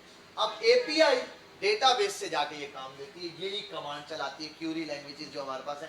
तो यहाँ आते हैं, जैसे एसक्यूएल मेरे पास क्यूरी लैंग्वेज है, ठीक है, यहाँ आएगी डेटाबेस पर, और डेटाबेस अगर हमने मोंगोडीबी सेट किया तो मोंगोडीबी पर आकर जो उसका रूल है टारगेट करने का डेटा को, देखो डेटाबेस की लैंग्वेज का मतलब होता है डेटा कैसे स्टोर होगा और सामने वाले को डेटा किस फॉर्म में दिया जाएगा, यही काम हो सकता है। देखो एक लाइब्रेरी में बंदा बैठा है, वो डेटाबेस पूरी है, वो क्या करेगा, डेटाबेस में डेटा कैसे मैनेज करना है, ऑर्गेनाइज किस फॉर्म में रखा गया, कैसे टैग्स दिए गए हैं, भाई कहाँ पर कौन सा सेक्शन है, वो अलग अलग सेक्शन में बना सकते हैं, कुछ मिक्स बुक्स रखते हैं, उन पे टैग लगा देते हैं, अलग अलग तरीके सबके। तो अलग अलग डेटाबेस के अंदर भी यही है। अगर आप मुख्तलिफ डेटाबेस के नाम सुनते हो ना तो ये मत कंफ्यूज, इसमें क्या होगा, इसका मतलब डेटा को किसी अलग अंदाज में ये ऑर्गेनाइज कर रहा होगा, और कुछ भी नहीं है डेटाबेस सिंपल। यहाँ आप कमांड चलाते हो, अगर डेटा मौजूद है, पहले तो ये ऑथेंटिकेशन चेक करता है एक्चुअल है भी नहीं, ठीक है, तो हर चीज अगर एक्चुअल है, प्रॉपर है, तो फिर ये कमांड डेटाबेस में जाता है, वो चीज उठाता है, यहाँ से रिजल्ट शो करता है, रिजल्ट एपीआई के पास आता है, सिंपल सिंपल नाम आ गया, हर चीज, अब उसको वो बनाता है जेसन, क्योंकि ये दोनों सर्वर साइड पर है, ये दोनों का है सर्वर साइड पे, तो यहाँ पर ऑटो जनरेट हो रहा है, भाई इसने इससे डेटा ले लिया। अब डेटा यहाँ से सर्वर से उठा के फेंकना है किस तक, क्लाइंट तक, बीच में डेटा ब्रेक हो सकता है, कोई हैक कर सकता है, कुछ भी कर सकता है डेटा के साथ। तो इसलिए थोड़ी सी जेसन फाइल बनाते हैं, यहाँ पर थोड़ी सी सिक्योरिटी इशू भी लगाते हैं हम लोग, अलग अलग चीज़ें। एपीआई को सिक्योर कैसे किया जाता है, आप नॉर्मल एपीआई बनाओ, हम एपीआई क्रैश करके देखेंगे भाई। अक्सर ऐसा होता है सर्वर चलाया आपने, सर्वर ही क्रैश हो जाता है, ठीक है। तो ये यहाँ से जो डेटा यहाँ तक आ रहा है ना जेसन की फॉर्म में, ये डेटा क्रैश भी हो सकता है, ये डेटा हैक भी हो सकता है, यही मेन डेटा चल रहा था। तो अब इसको सिक्योर करने के लिए अलग अलग हमारे पास टेक्निक्स होती हैं, ब्रूट फोर्स होती है, अलग अलग बीच में हम कुछ डेटा के अंदर कुछ मिक्सअप कर देते हैं। अच्छा ये एक और तरीका होता है कुछ सॉल्ट नाम का, उसमें क्या होता है कि भाई जैसे हम सॉल्ट लगाते हैं ना किसी चीज़ पे खाने में सॉल्ट डालते हैं, उससे एग्जाम्पल निकालिए कि एक एक्चुअल डेटा है उसके अंदर थोड़ा सा डेटा एक्स्ट्रा डाल देता है। नाम है बिलाल, बिलाल के आगे बिलाल अलग कर देगा, बी अलग कर देगा, आई अलग कर देगा, ए अलग कर देगा, बीच में 2-4 और वर्ड डाल देगा, ऐसे उठा के आगे फेंक देगा। अब अगर यूजर उठा भी लेता है, कोई हैक कर भी लेता है, उसके पास अजीबोगरीब डेटा होगा, वो उसको पहचान नहीं पाएगा ये डेटा क्या है भाई, उसको समझने में इतना टाइम लगेगा, तब तक यूजर को बाकी चीजें मिल जाएंगी, इनको खबर मिल जाएगी ये चीज कि भाई आपका डेटा क्या हो गया है, किसी ने हैक किया या डेटा डेंजर फॉर्म में। यही चीज होती है जब एक बंदा, आप अपने मोबाइल पे कोई चीज ओपन कर लेते हैं, दूसरे मोबाइल पर वो सेम चीज ओपन करने लगते हैं, तो कैसे पता चलता है, यही चीज जाती है डेटाबेस में, डेटा उठाती है, जब यहाँ से आती है देने लगती है, एपीआई चेक करती है, भाई ये डेटा तो थोड़ी देर पहले किसी और आईपी ने उठाई थी। जैसे कुछ देर पहले मैंने अपने लैपटॉप में अपना अकाउंट ओपन किया, मेरे मोबाइल में तो हर वक्त है, मोबाइल ने नोटिफिकेशन, अब यहाँ आया, जैसे ही मैं यहाँ पर लॉग इन करने लगा तो एपीआई के बाद डेटा है, एपीआई ने कहा भाई ये डेटा पहले ओपन कर चुके हो आप। तो अब एपीआई ने यहाँ भेजने से पहले सिक्योरिटी सिस्टम चलाया, ऑनर को, रियल ऑनर को वो चीज फेंकी कि भाई जहां आपने ये बनाया भाई आपका अकाउंट कहीं और ओपन हो रहा है। अगर मैं इसको यस करता हूं तो यहाँ पर क्लाइंट को शो होगा, नहीं करता हूं तो नहीं होगा, वही जो नंबर फॉर्म में आ रहा होता है या फिर जो गूगल के हमारे पास कोड आ रहे होते हैं। ये था ओवरऑल जो हम पूरी ये जो वेबसाइट सीखेंगे, जो वेब ऐप सीखेंगे, उसके अंदर ये काम होगा। अगर आप यही चीज HTML CSS जावास्क्रिप्ट यूज करके, पीछे PHP यूज करके, साथ में SQL या कोई भी डेटाबेस यूज करते हो या फायरबेस लगा देते हो, सिंपल फायरबेस पे बनी बनाई छोटी मोटी एपीआई मिल जाती है, तो आप वो अटैच कर लेते हो, आपका एक पूरी वेबसाइट बन गई है। अगर वेब ऐप बनाना चाहते हो तो आपको रिएक्ट यूज करना पड़ेगा, और फिर इसके साथ आपको Node.js, Express.js यूज करना पड़ेगा। लोग पाइथन भी चला देते हैं, ठीक है, पाइथन की एपीआई भी सपोर्ट करता है, उससे थोड़ी सी परफॉर्मेंस कभी कभार डाउन हो जाती है, बाकी सिक्योर ज़्यादा होती है, परफॉर्मेंस डाउन हो जाती है, सिक्योरिटी उसमें ज़्यादा है क्योंकि उसमें थोड़ा सा AI लॉजिक खुद लग जाता है। उसके बाद यहाँ पर आओ तो डेटाबेस से डेटा कनेक्ट होता है। बेटा यहाँ तक किसी को कोई सवाल है? जी सर, डेटाबेस वाली स्लाइड से एक प्रीवियस वाली स्लाइड थी, उसमें आपने एक पॉइंट बताया मोबाइल और उसका वो पॉइंट क्लियर करना। कौन सा वाला? डेटाबेस से पहले वाली स्लाइड, ये सर, ये लास्ट वाला, कौन सा वाला? Last. Mobile application, web and mobile app, मतलब ये कि Node.js जो है ना, Express.js या Node.js, अब मोबाइल एप्लीकेशन भी यही है, इंटरफेस चेंज होता है, डेटा पीछे बैकएंड पे दोनों का सेम होता है। देखो अगर मैं YouTube है, मोबाइल कहाँ गया मेरा, YouTube यहाँ पे ओपन करूँ, YouTube की वेबसाइट पे, या फिर सॉरी वेबसाइट पर ओपन करूँ या YouTube की एप्लीकेशन पे ओपन करूँ, मुझे मेरे अकाउंट से अगर जो वीडियो मैंने देखी है हिस्ट्री में जो यहाँ पर आएगी वही यहाँ पर आएगी ना, सेम चीज़ आएगी। तो इसका मतलब दोनों का फ्रंट एंड तो चेंज है, लेकिन दोनों मिलकर एक ही बैकएंड से कनेक्ट मींस आप एक ही बार बैकएंड, हाँ बैकएंड, हाँ जी दोनों पे। ये Node.js कि आपने वन टाइम जो बैकएंड बनाया है वो दोनों के साथ चलता है, नेटिव पे भी चलेगा, और सबसे खास बात मैंने कहा ना, रिएक्ट के नीचे दोनों चीजें आती हैं, रिएक्ट जेस और रिएक्ट नेटिव। नेटिव का वर्ड सिर्फ इसलिए यूज होता है कि नेटिव जो एप्लीकेशन है हमारे पास मोबाइल वगैरह के लिए, तो खास वर्ड किसी खास डिवाइस के लिए यूज होता है। अब नेटिव प्लेटफॉर्म पे ही लोग तो डेस्कटॉप की एप्लीकेशन भी बना रहे होते हैं, ठीक है, तो ये नेटिव किसी खास प्लेटफॉर्म पे आप यूज कर रहे होते हैं। आप एक दफा बैकएंड बनाएं, वही बैकएंड जितनी जगह यूज करना है, यही बैकएंड डेस्कटॉप पे भी यूज हो जाएगा, यही बैकएंड डेस्कटॉप पे भी यूज होता है। इसकी एग्जांपल, सबसे इजी एग्जांपल है गिटहब। गिटहब की मोबाइल एप्लीकेशन डाउनलोड करो, गिटहब का डेस्कटॉप एप्लीकेशन डाउनलोड करो, और साथ ही साथ गिटहब की वेबसाइट पे भी चले जाओ, तीनों से आप कनेक्ट करो, कहीं से भी कोड पुश करो, एक ही डेटाबेस में जाएगा। आपका अकाउंट अगर ओपन है तो तीनों एक ही साथ कनेक्ट हुए हैं, तो उसके पीछे भी एक ही डेटाबेस, एक ही है, और बैकएंड का सर्वर भी एक ही है, बस फ्रंट एंड तीन तरफ चल गया, डेस्कटॉप पे भी है, मोबाइल पर भी है, और ये जैसे ये वाली चीज एग्जांपल में दी थी ना, ये भाई यही चीज डेटाबेस सेम है, सर्वर सेम है, आगे आया सिर्फ ये है, यहाँ साथ एक और डिवाइस बना दो मोबाइल और ऊपर साथ एक और बना दो डेस्कटॉप। डेस्कटॉप का मतलब विदाउट ये चल रहा है जो ये, ठीक है, इससे भी डेटा जाएगा।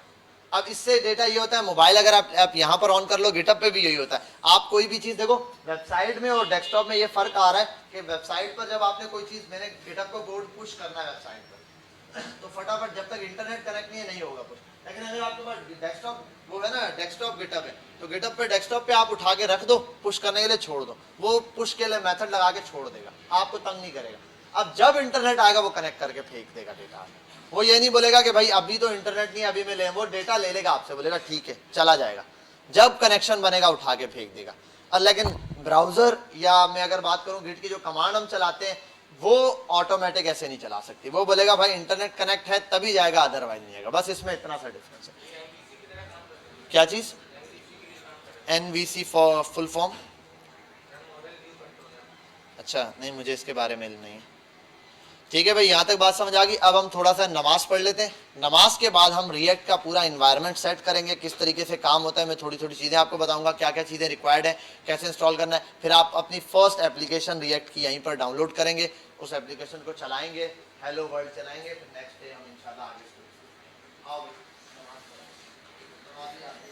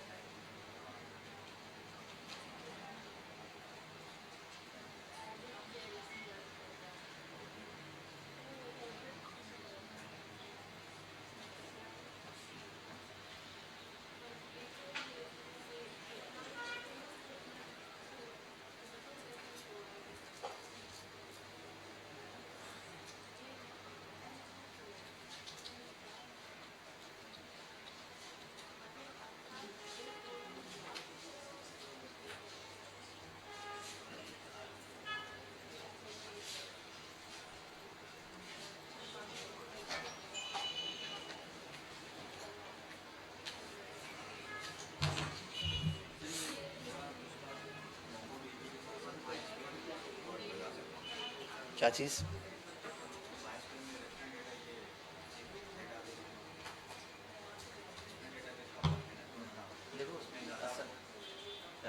असल मेन चीज़ ये ना कि इसके अंदर जो मेन टारगेट करते हैं ना हम डेटा, वो की वैल्यू के थ्रू करेंगे, और वहाँ पर जो हम टारगेट करते हैं वो खास रॉ और कॉलम के थ्रू करते हैं।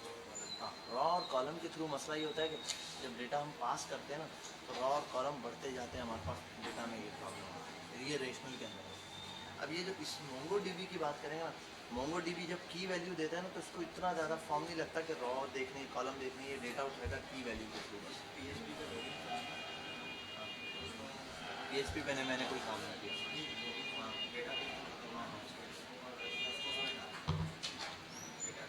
SQL MySQL।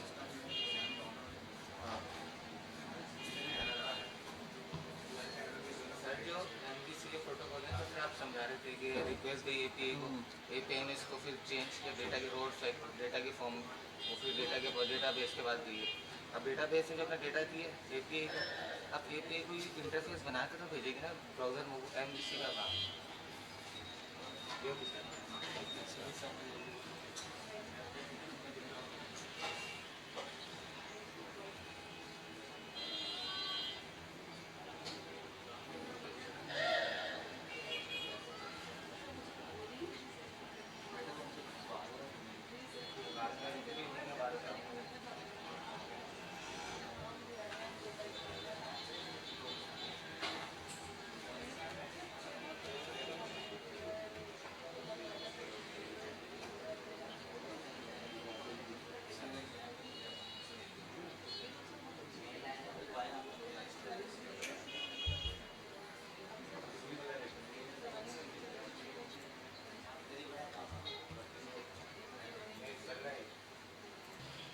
अच्छा भाई, यहाँ पर आए अभी, और स्क्रीन शेयर हो रही है सबके साथ?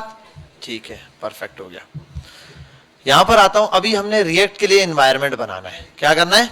एनवायरनमेंट। हाँ, रिकॉर्डिंग ऑन कर दी है मैंने, ठीक है। सबसे पहले हम एक चीज़ देखते हैं कि रिएक्ट मैंने बताया था जो फ्रेमवर्क है या जो लाइब्रेरी है मेरे पास, वो तब चलेगी जब मैं इसमें Node.js इंस्टॉल करूँगा। पहली चीज़ ये Node.js है जो पूरा एनवायरनमेंट क्रिएट करके देगी आपको। अब उसके लिए आपको Node.js अपने कंप्यूटर में, अब कंप्यूटर में Node.js है या नहीं है पहले ये चेक कर लें आप विंडोज R CMD पर आए, जैसे हम गिटहब चेक करते थे इसी तरीके से ये चेक होगा। आप यहां पर लिखे एक कमांड, इसको नोट कर लेना सब, node -- वर्जन, ठीक है। Node is not recognized, Node बोल रहा है इंस्टॉल नहीं है आपके पास, ठीक है। और यही चीज अगर आपने वेरीफाई करना हो, आपको कमांड याद नहीं है, आप गूगल पर आ जाएं, how to check in CMD Node version, ठीक है। ये लिख दो, how to check Node version, ठीक है। अच्छा ये सॉरी -v से भी चेक होता है, कॉपी, और यही चीज मैं जाके विंडोज R CMD और ये पेस्ट करता हूँ और एंटर करता हूँ। नोड इज नॉट रिकॉग्नाइज्ड, जैसे वो क्या कहता है, गिट इज नॉट रिकॉग्नाइज्ड। अच्छा, अगर जैसे मैंने -वर्जन लिखा था, वो अगर कोड पुराना हो जाता है, जैसे इसकी अपडेट आती रहती है, तो आप इसकी एक्चुअल वेबसाइट पे जाके चेक कर सकते हैं। मैं बता दूंगा आपको किस तरीके से। अगर प्रॉब्लम होगी कोई, नोड इंस्टॉल है और ये जो हाइफन लगाने के बाद वर्जन में, तो ये एरर नहीं देगा नोड इज नॉट रिकॉग्नाइज्ड। अब रेड कलर में एरर देना शुरू कर देगा कि भाई नोड तो पता है, नोड के अंदर हाइफन के साथ आप ये चीजें यूज कर सकते हो, ये जो आपने लगाया ये नहीं पता क्या है मुझे, इस तरीके से कमांड देगा। तो पहले मैं आऊंगा यहां पर और सबसे पहले मैं इंस्टॉल करूंगा कि Node.js, ठीक है। Node.js फ्री डाउनलोड पर आता हूं और अब मैंने सबसे पहला काम करना है, Node.js को डाउनलोड करना है। यहां पर आया और यहां आने के बाद अब मैं Node.js लिखने लगा। अब ये Node.js देखो, विंडोज के लिए भी है, मैक्स के लिए भी है, जो आपका ऑपरेटिंग सिस्टम है आपने उस पर क्लिक करना है और ये डाउनलोड शुरू हो जाएगी, ठीक है। ये इसकी डाउनलोडिंग शुरू हो गई। जब ये डाउनलोड हो जाएगा आपके पास Node.js, अब आपने सिंपल Node.js को इंस्टॉल कर लेना है।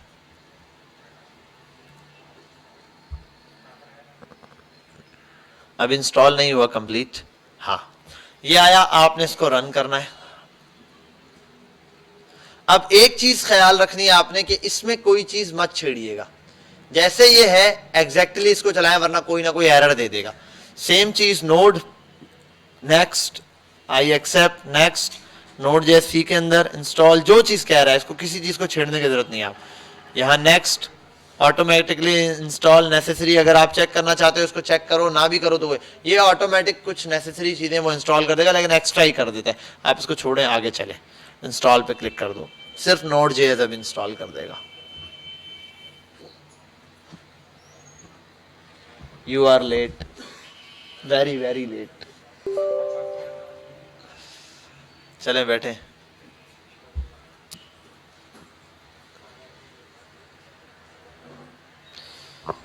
ठीक है भाई, अब ये हमारे पास Node.js इंस्टॉल हो जाएगा, फिर हम इसको CMD पे चेक करते हैं कि भाई ये हमारे पास ऑलरेडी इंस्टॉल्ड है नहीं। अगर इंस्टॉल हो जाएगा फिर हम रिएक्ट के लिए कमांड्स चलाना शुरू करेंगे।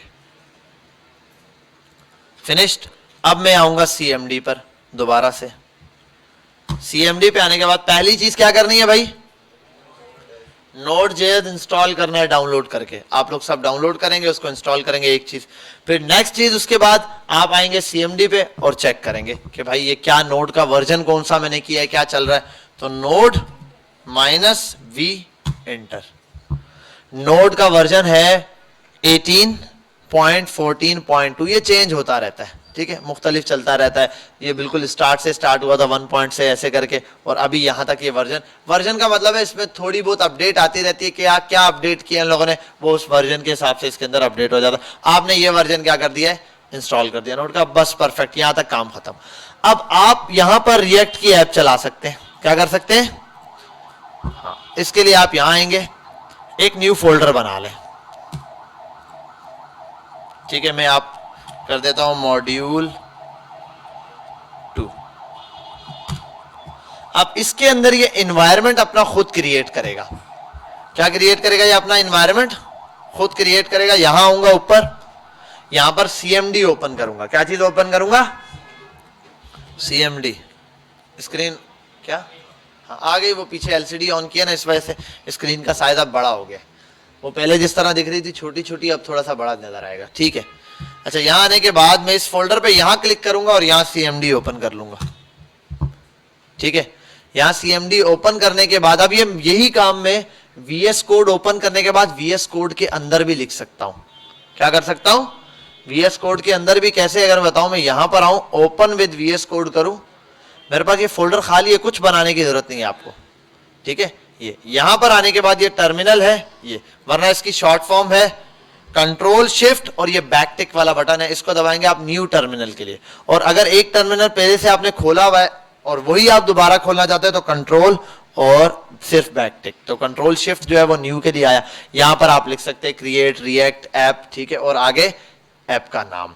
अच्छा, यहां पर आता हूं, इसकी कमांड एग्जैक्ट मुझे आज तक नहीं याद हुई, ना याद करने की जरूरत होती है। आप गूगल पे आएंगे, सीधा लिखेंगे और हर दफा चेंज करता रहता है, कुछ टाइम गुजरता है अपडेट कर देता है कमांड। आप गूगल पर आए मैन और यहां लिखें क्रिएट रिएक्ट ऐप, दिया हुआ है। आप यहां पर आ जाए और ये ऊपर बड़ी वेबसाइट्स इधर उधर फेंकते रहते हैं, ये है क्रिएट न्यू रिएक्ट ऐप पे, यहां आ जाओ। ऐसे आने के बाद नीचे आए, आपको कमांड देगा, ये रहा npm। पहले चलाते थे हम npm, हम पहले चला रहे होते थे, अब इन लोगों ने इसका नाम चेंज करके x कर दिया, ठीक है। npx चलाते हैं, पहले था npm नोड पैकेज मैनेजर था, और npx से शायद I think so, not confirm, अभी हम इसको पता भी कर लेंगे, इसकी फुल फॉर्म क्या है वो बता देगा, शायद है नोड पैकेज एक्सटेंशन, ठीक है। इसको हम देख लेते हैं, पहले तो हम इसको इंस्टॉल करते हैं, बाद में इसकी एक्सटेंशन वगैरह देखें। नोड पर क्यों, ये n जो है वो नोड का है। अब ये कमांड तभी चलेगी जब आपके कंप्यूटर में क्या इंस्टॉल है, Node.js। अगर अक्सर बच्चे लगे होते, सर देखे कमांड सही लिख रहा हूं, यहां से कॉपी कर रहा हूं, पेस्ट कर रहा हूं, सर फिर भी नहीं चल रही। भाई आपने नोड इंस्टॉल ही नहीं किया तो चलेगी कैसे। तो पहली चीज आपने नोड इंस्टॉल करना है, देन आकर ये कमांड कॉपी करनी है, ठीक है। और ये भी बता दिया इसने कहां से चेंज हुए, Node greater than equal to 14 version के बाद से npx हुआ है। उससे पहले क्या चल रहा था, हाँ npm चल रहा था मेरे पास, ठीक है, नोड पैकेट मैनेजर वाला वर्जन चल रहा था। यहां पर आता हूं और यहां भी लिख सकता हूं, वरना मैं बाहर आके प्रॉपर्ली CMD से बना के दिखाता हूं आपको। यहां आएंगे CMD पर और यहां पर आप कर दें control V, npx create React app, और यहां पर आने के बाद आपने नाम पास करना है। ये जो माई ऐप लिखा है, यहां पे आप कोई भी एप्लीकेशन का नाम ले। अब ये एप्लीकेशन का नाम या तो आप कैमल केस में लिखेंगे या सिर्फ बीच में हाइफन लगाएंगे और कुछ नहीं, वरना ये एरर दे देगा, बोलेगा ये नाम अलाउ नहीं है, आप स्पेस नहीं दे सकते नाम में, ये फोल्डर बन के आएगा पूरा। तो ये आपने थोड़ा सा ख्याल करना है जो भी है। मैं लिख देता हूं माय, ठीक है, फर्स्ट ऐप, ठीक है, ऐसे पास कर देता हूं, या हाइफन लगा सकता हूं तो हाइफन लगा देता हूं ऐसे, माय फर्स्ट ऐप के नाम से, इस नाम से फोल्डर आएगा, एंटर कर देता हूं, उसको छोड़ देता हूं। अब ये ऑटोमेटिक क्या करेगा, नोड पैकेज मैनेजर यहां पर है, वो कह रहा है need to install the following packages, कुछ पैकेजेस हैं, क्रिएट रिएक्ट ऐप 5.0.1, ये क्या है, नोड्स कह रहा है कि भाई आप जो npx की कमांड यूज कर रहे हो ना, अगर इससे क्रिएट करना चाहते हो, आप कोई फाइल या प्रोजेक्ट क्रिएट करना चाहते हो, इसके लिए मुझे ये ऐप, ये जो क्या नाम है, ये जो पैकेज आ रहा है, ये पैकेज अपने पास इंस्टॉल करना पड़ेगा। तो क्या आप ये पैकेज इंस्टॉल करना चाहते हो, अगर हाँ तो यस, अगर नो करोगे तो क्या होगा, वो चलेगा ही नहीं आगे। तो आपने यस कर दिया। अब इस पर आप देखेंगे ये थोड़ी सी देर लगाएगा, इंटरनेट लाजमी है इसके लिए, जाहिर सी बात है, इंटरनेट से ऑटोमेटिक ये चीजें डाउनलोड कर रहा है, और डाउनलोड करके यहाँ पर खुद ब खुद ये चीजें बना कर दे देगा मुझे। जी, हर जब नई एप्लीकेशन बनाओगे तो, ठीक है, और यहाँ पर रोज आगे इतना टाइम जाया नहीं करना है, आपने एक एप्लीकेशन बना के रख लेनी है। हाँ, शुरू के 2-3 दिन आपने ट्राई करना है, बार बार बनाना है, ताकि आपको आदत हो जाए बनाने की। आप वन टाइम बना के छोड़ दोगे ना, आपने दबा के सीख ली, उसके बाद आपकी सॉफ्टवेयर सब कुछ आता है, आपसे फर्स्ट टाइम एप्लीकेशन ही नहीं बन रही होगी डाउनलोड ही नहीं हो रही। तो 2-3 बार आप डिलीट करके बनाइएगा। अब ये डिलीट भी है, ऐसे हलवा नहीं है, जितनी देर में इंस्टॉल हो रही है डिलीट भी ऐसे ही होती है, शिफ्ट डिलीट मारो बैठे रहो, वो आराम से डिलीट करता है, हजारों फाइलें होंगी इसमें, ठीक है। ये इंस्टॉल कर रहा है, हम इसको छोड़ते हैं, आप आराम से लगे रहें जब तक कुछ बच्चों के लिए मैं गिटहब इनको समझा दूं, ठीक है। मैं आपने गिटहब के लिए अब सबसे बिल्कुल बेसिक से स्टार्ट करता हूं। आप जिस क्या, 1 मिनट उसको इंस्टॉल होने दो, मैं डिटेल में समझा दूंगा। आप यहां पर आओगे, स्टार्ट में जैसे आपने गिटहब चलाना है, गिटहब को आपने इंस्टॉल करना है अपने पास, तो गिटहब के लिए भी यही, आप सबसे पहले गूगल पर आके गिट का नाम का एक सॉफ्टवेयर डाउनलोड करेंगे, ठीक है। गिट फ्री डाउनलोड के नाम से आएंगे और गिट को फ्री डाउनलोड कर लेंगे। ये दिया हुआ है डाउनलोड गिट फॉर विंडोज, ठीक है। और ये आई थिंक गिट का अलग वर्जन दे रहा है, मैन वेबसाइट पर देना चाहिए, गिट फ्री डाउनलोड दिया है।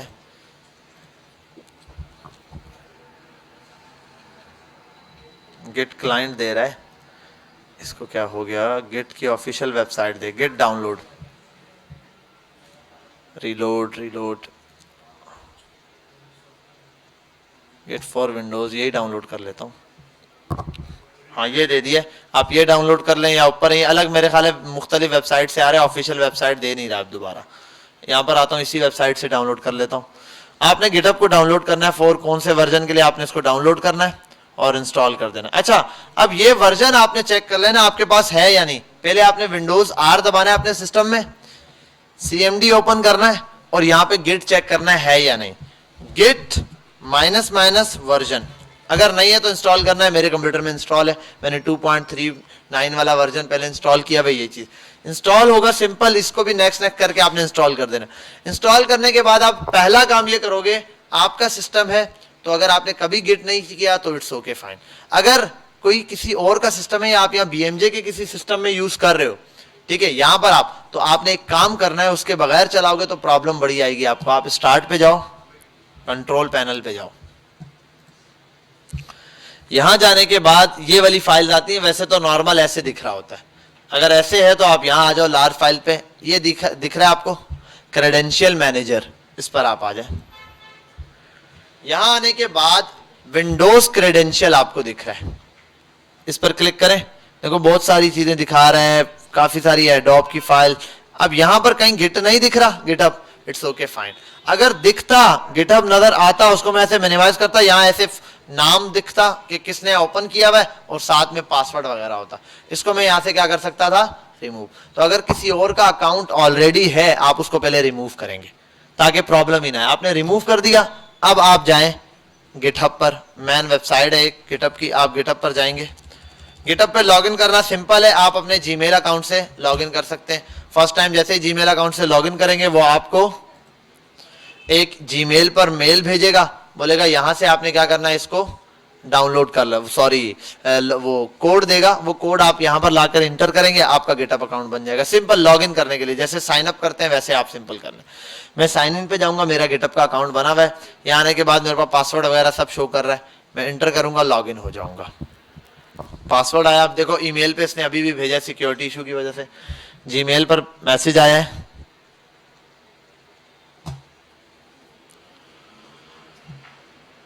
ये रहा, ये आने के बाद ये कोड है, इसको कॉपी करता हूं एंड देन यहां पर पेस्ट कर देता हूं। सिंपल कोड को इसने वेरीफाई किया, मुझे गेटअप खोलकर इसने दे दिया। अब ये मेरे पास गेटअप आ रहा है, नॉर्मल्स की एरी, इसमें यहाँ रेपोजिटरीज आती हैं, भाई किस तरीके से काम कर रहा है, क्या काम हो रहा है, सिंपल। आप यहाँ मुख्तलिफ यहाँ पर आएंगे, न्यू रेपो, आपके पास बिल्कुल खाली शो कर रहा होगा, ना कोई फॉलोइंग होगा ना कुछ होगा अगर आपने फर्स्ट टाइम बनाया। यहाँ पर आएंगे न्यू पर, न्यू पे आने के बाद आपने यहाँ प्रोजेक्ट को नाम देना है, जो भी प्रोजेक्ट है, ठीक है। जैसे मैं रिएक्ट ऐप बना रहा हूं तो मैं दे देता हूं फर्स्ट रिएक्ट ऐप या react app, first react app.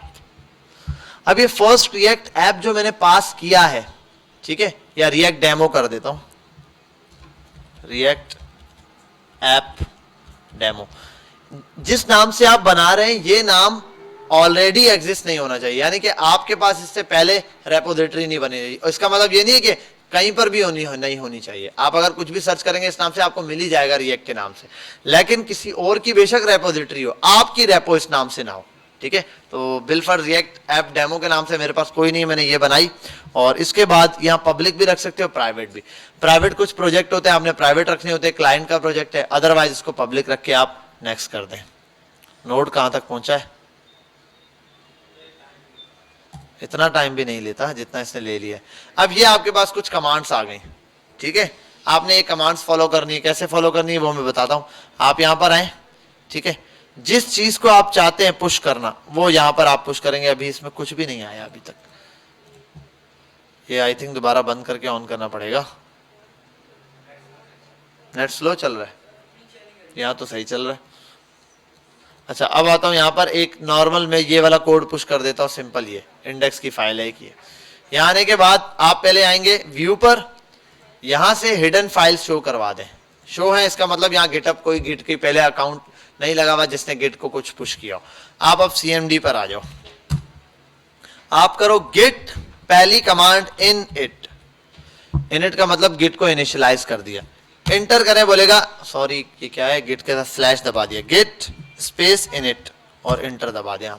Initialised empty Git repository, initialized हो गया। आप देख सकते हैं ये पीछे एक खाली फोल्डर बना हुआ आ गया, ठीक है। और हाइड होता है ये बाय डिफॉल्ट, अगर मैं हाइड को ऑफ कर दूं ना तो ये बिल्कुल गायब हो जाएगा। अब उसके बाद आपने कनेक्शन बनाना है अपनी रेपो का इसके साथ। आप यहां पर आए अपनी इसमें, यहां आने के बाद आपको ये कमांड दिख रही है गिट रिमोट ऐड ओरिजिन वाली। आप इसको यूं पकड़ें और यहां से कॉपी कर दें, ठीक है भाई, यहां से ये कॉपी हो गई। अब आप आ जाएं अपने सीएमडी में, यहां आने के बाद इस कमांड को पेस्ट कर दें। ये असल में होती है गिट रिमोट ऐड ओरिजिन। बाकी ये जो HTTP दिया हुआ ना, आपकी पूरी वो गिट की रेपोजिटरी का पूरा लिंक है। HTTPS गिटहब, गिटहब पे जाने के लिए बिलाल सिद्दीक, आगे बिलाल सिद्दीक के अकाउंट में, और वहां पर कहां जाना है, रिएक्ट डेमो गिटहब पे। ये उसको पूरा एड्रेस दे दिया, आपने एंटर मार दिया, एड्रेस हो गया। अब आप फाइल का स्टेटस चेक करेंगे, आपके पास कितनी फाइलें ऐड है। गिट स्टेटस, ये एक इंडेक्स की फाइल है रेड कलर में जो कि अनट्रैक है, अभी तक इसको ऐड नहीं किया। अगर मैं इसको कर दूं गिट ऐड स्पेस, अब फाइल का नाम भी लिख सकता हूं, और अगर 3 4 5 फाइलें तो हर एक का नाम लिखने की जरूरत नहीं, आप डॉट लगा के एंटर मार दो, सारी फाइलें ऐड हो जाएंगी। अब ये ऐड हुई है नहीं, ये चेक करने के लिए आप कर सकते हो गिट स्टेटस, फिर से चेक, चेंजेस टू कमिटेड, बोल रहा है ये हो गया है, इंडेक्स की फाइल ऐड हो चुकी है। अब इस पर कमेंट करना है, मैंने क्या करना है, कमेंट करना है। मैं कमेंट लिखकर, भाई ये वाली फाइल मैंने प्रोजेक्ट इनिशियलाइज किया है, किस लिए, उसके साथ एक कमेंट देना होता है, जो चेंजिंग करते हैं ताकि बाद में हमें कमेंट से याद रहे। तो मैं लिख देता हूं गिट कमिट -m। अब यहां आने के बाद -m लिखने के बाद मैंने यहां स्पेस देकर कोटेशन के अंदर कमेंट लिखना है अपना, जो भी कमेंट मैं लिखना चाहता हूं। मैंने कहा बिलफर्ज प्रोजेक्ट इनिशियलाइज, तो लिख दिया प्रोजेक्ट इनिशियलाइज्ड, ठीक है, ये आ गया। तो प्रोजेक्ट इनिशियलाइज कर लिया मैंने सिंपल, और मैं इसको कर देता हूं एंटर। ये हो गया कहां पर पुश, मास्टर ब्रांच के अंदर ये चीज इजीली पुश हो चुकी है। अच्छा यहां पर आप ब्रांच चेंज भी कर सकते हो, ब्रांच के बारे में मैं डिटेल से पढ़ाऊंगा, यहां से मेन ब्रांच पे कन्वर्ट हो जाता है तो बाद में देखेंगे। अभी मैंने ये कर लिया, बाय डिफॉल्ट मास्टर ब्रांच में जा रहा है ये। अब ये हो गया कमिट, अब ऐड करनी है, फाइल पुश करनी है। मैंने गिट पे क्या करना है, पहले गिट इनिट किया, फिर ऐड रिमोट से कनेक्शन बनाया, उसके बाद स्टेटस चेक किया। स्टेटस हर दफा चेक करने की जरूरत नहीं है, आपको समझाने के लिए था। आप उसके बाद कमांड चलाएंगे गिट ऐड, फाइलें ऐड हो गई, अब उनके साथ कोई कमिट भेजना है, गिट कमिट वाली command, Git commit space -m space quotation के अंदर उसका जो कमिट देना है वो, ये देने के बाद आप नीचे आ जाए यहां पर, ठीक है। यहां पर आने के बाद आप करें गिट पुश ओरिजिन, अब आगे ब्रांच का नाम, फिलहाल कौन सी ब्रांच में काम चल रहा है, मास्टर में, तो आप लिख दो मास्टर और इंटर कर दो। जैसे ही आप इंटर करोगे 1-2 मिनट आपने रुकना है, आपके पास ये चीज आ जाएगी, और आपको ब्राउजर में साथ अपने आप को लॉग इन रखना है। जैसे ही आप साइन इन करोगे टू योर ब्राउजर, ऑथेंटिकेशन मांगेगा।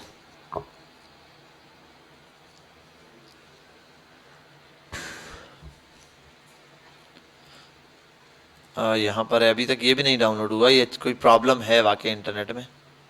अच्छा इसने कर दिया कोड पुश, ऑथेंटिकेशन देके। अब यहां आता हूं, जरा F5 दबाता हूं, और देखो एक इंडेक्स की फाइल प्रोजेक्ट इनिशियलाइज होकर हो चुकी है। ये देखो कोड भी मेरा यहां से, ये पूरी फाइल इंफॉर्मेशन के साथ ऑथेंटिकेशन हो गई है, मास्टर में पुश हो चुकी है। अब यहां पर मेरे पास ये कोड के अंदर चीज है। अब मेरे पास इस कोड में क्या है, मैं यहाँ फर्स्ट कमेंट पे जाके देख सकता हूँ कि क्या चीज थी। ये फाइल आ गई पूरी मेरे पास, इसका कोड देखना चाहूँ कोड देखूं, कॉपी करना चाहूँ कॉपी करूं, पूरा कोड मुझे दिख जाएगा। कहाँ गया, ये रहा, ठीक है। अब इसमें कोई चेंजिंग करूंगा वो सब भी मैं कर सकता हूँ। यहाँ पे हटाना चाहूँ कोई चेंजिंग, वो भी मैं फटाफट से एक चेंजिंग करके दिखाता हूँ, और ये प्रोजेक्ट इनिशियलाइज्ड दोबारा से करता हूँ। मैं npm को दोबारा बंद करके चलाता हूँ। ये कोई प्रॉब्लम कर रहा है, हैंग हो गया है। ये कोई प्रॉब्लम कर रहा है, क्लोज हो गया। दोबारा से हम बना लेते हैं। मॉड्यूल 2 में आता हूँ, और यहाँ आने के बाद cmd ओपन, और कंट्रोल V किया, नहीं मेरे पास ये कमांड नहीं है। npx create react app, npx create react app, और आगे ऐप का नाम मैं कर देता हूँ my app, ठीक है, और एंटर मार देता हूँ। पैकेज इंस्टॉल कर लो भाई। हाँ अब शुरू हो गया, पहले प्रोसेस में रुका हुआ था, वो हैंग हो गई थी फाइल, तो ये अभी इंस्टॉल करेगा चीज़ों को। my app because npm naming restriction, ये रिस्ट्रिक्शन दे रहा है, दोबारा से लगा देता हूँ, और ये कर देता हूँ -app।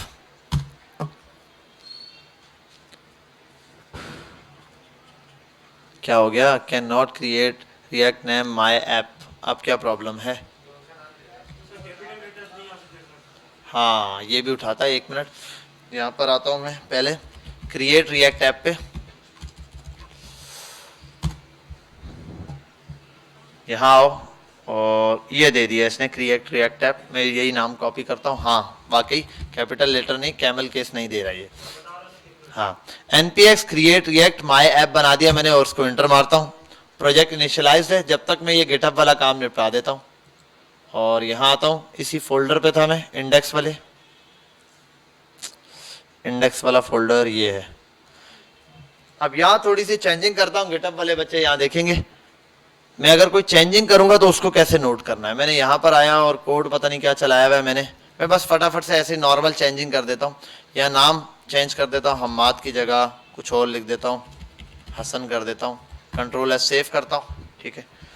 ये जैसे ही मैंने सेव किया, देखो यहाँ पे एक ऑप्शन आ गया, नेम चेंज हुआ है कुछ, ये बता रहा है इंडेक्स की फाइल के अंदर कुछ मॉडिफाई हुआ है। अच्छा हुआ है तो आप इसको दोबारा कमेंट करना चाहते हो, वैसे तो 3 कमांड चलानी पड़ेगी अगर टर्मिनल से चलाओगे, Git add, Git commit, Git push. और इंटरफेस के थ्रू ये कर सकते हो, यहाँ प्लस किया तो गिट ऐड चल गई। कमेंट करना है, साथ दे दो एरे वैल्यू चेंज्ड, एरे की वैल्यू चेंज की है मैंने ये, और कमिट हो गया। अब गिट ऐड चल गया, गिट कमिट चल गया, अब गिट को पुश करना है, पब्लिश पे क्लिक किया, गिट पुश हो गया। ठीक है भाई, यहाँ तक ये चीज मेरे पास चल गई। अब इसको मैं बंद कर देता हूँ फाइल को, यहाँ तक मेरा काम खत्म है। अब जब भी काम करना होगा ऐसे में इसको पुश कर सकता हूँ। तो यहाँ आके देख भी लेता हूँ, आप ये देखें गिट के अंदर आया और मैं कोड पे जाता हूँ। मैन कोड पर आया, यहाँ देखो एरे वैल्यू 2 कमेंट हो चुके। अभी क्या चल रहा है, एरे वैल्यू चेंज। 2 कमेंट पे क्लिक करूँ या पुराना कोड भी दिखाएगा, नया भी। तो जो चेंजिंग की है मुझे यहाँ पर इजीली समझ आ जाएगी मैंने क्या चेंजिंग की है। तो ये आपके पास गिट का इंट्रोडक्शन था, यहाँ से आप इस तरीके से यूज करेंगे। बाकी गिट की डॉक्यूमेंटेशन मौजूद है, उससे देख लीजिएगा। अच्छा भाई, हमारी ऐप रेडी हुई या नहीं हम ये देख लेते हैं। मॉड्यूल के अंदर माई ऐप के नाम का फोल्डर बन चुका है और एप्लीकेशन अभी चल रही है भाई। ये एप्लीकेशन डाउनलोड हो जाए, थोड़ा सा टाइम लेगी। यहाँ आते हैं, अंदर फोल्डर ही फोल्डर होंगे। अच्छा, ये अभी जैसन बनाई है, जैसन के बाद आगे देगा।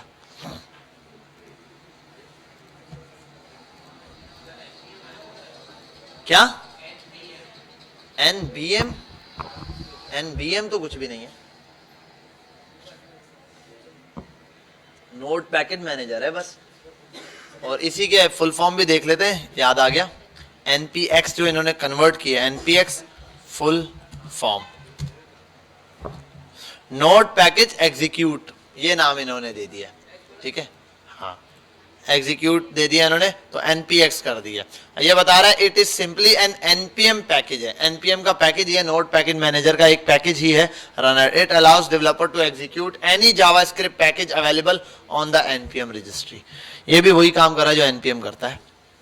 बस ये हमारे पास ऐप डाउनलोड हो जाए, फिर मैं आपको बताता हूँ एक पूरी ऐप और उसके अंदर कैसे क्या क्या थोड़ी सी नॉर्मल जो चेंजिंग हो सकती है। फिर कल हम इसका डिटेल में फोल्डर स्ट्रक्चर देखेंगे कि किस तरीके से फोल्डर स्ट्रक्चर्स का काम करता है।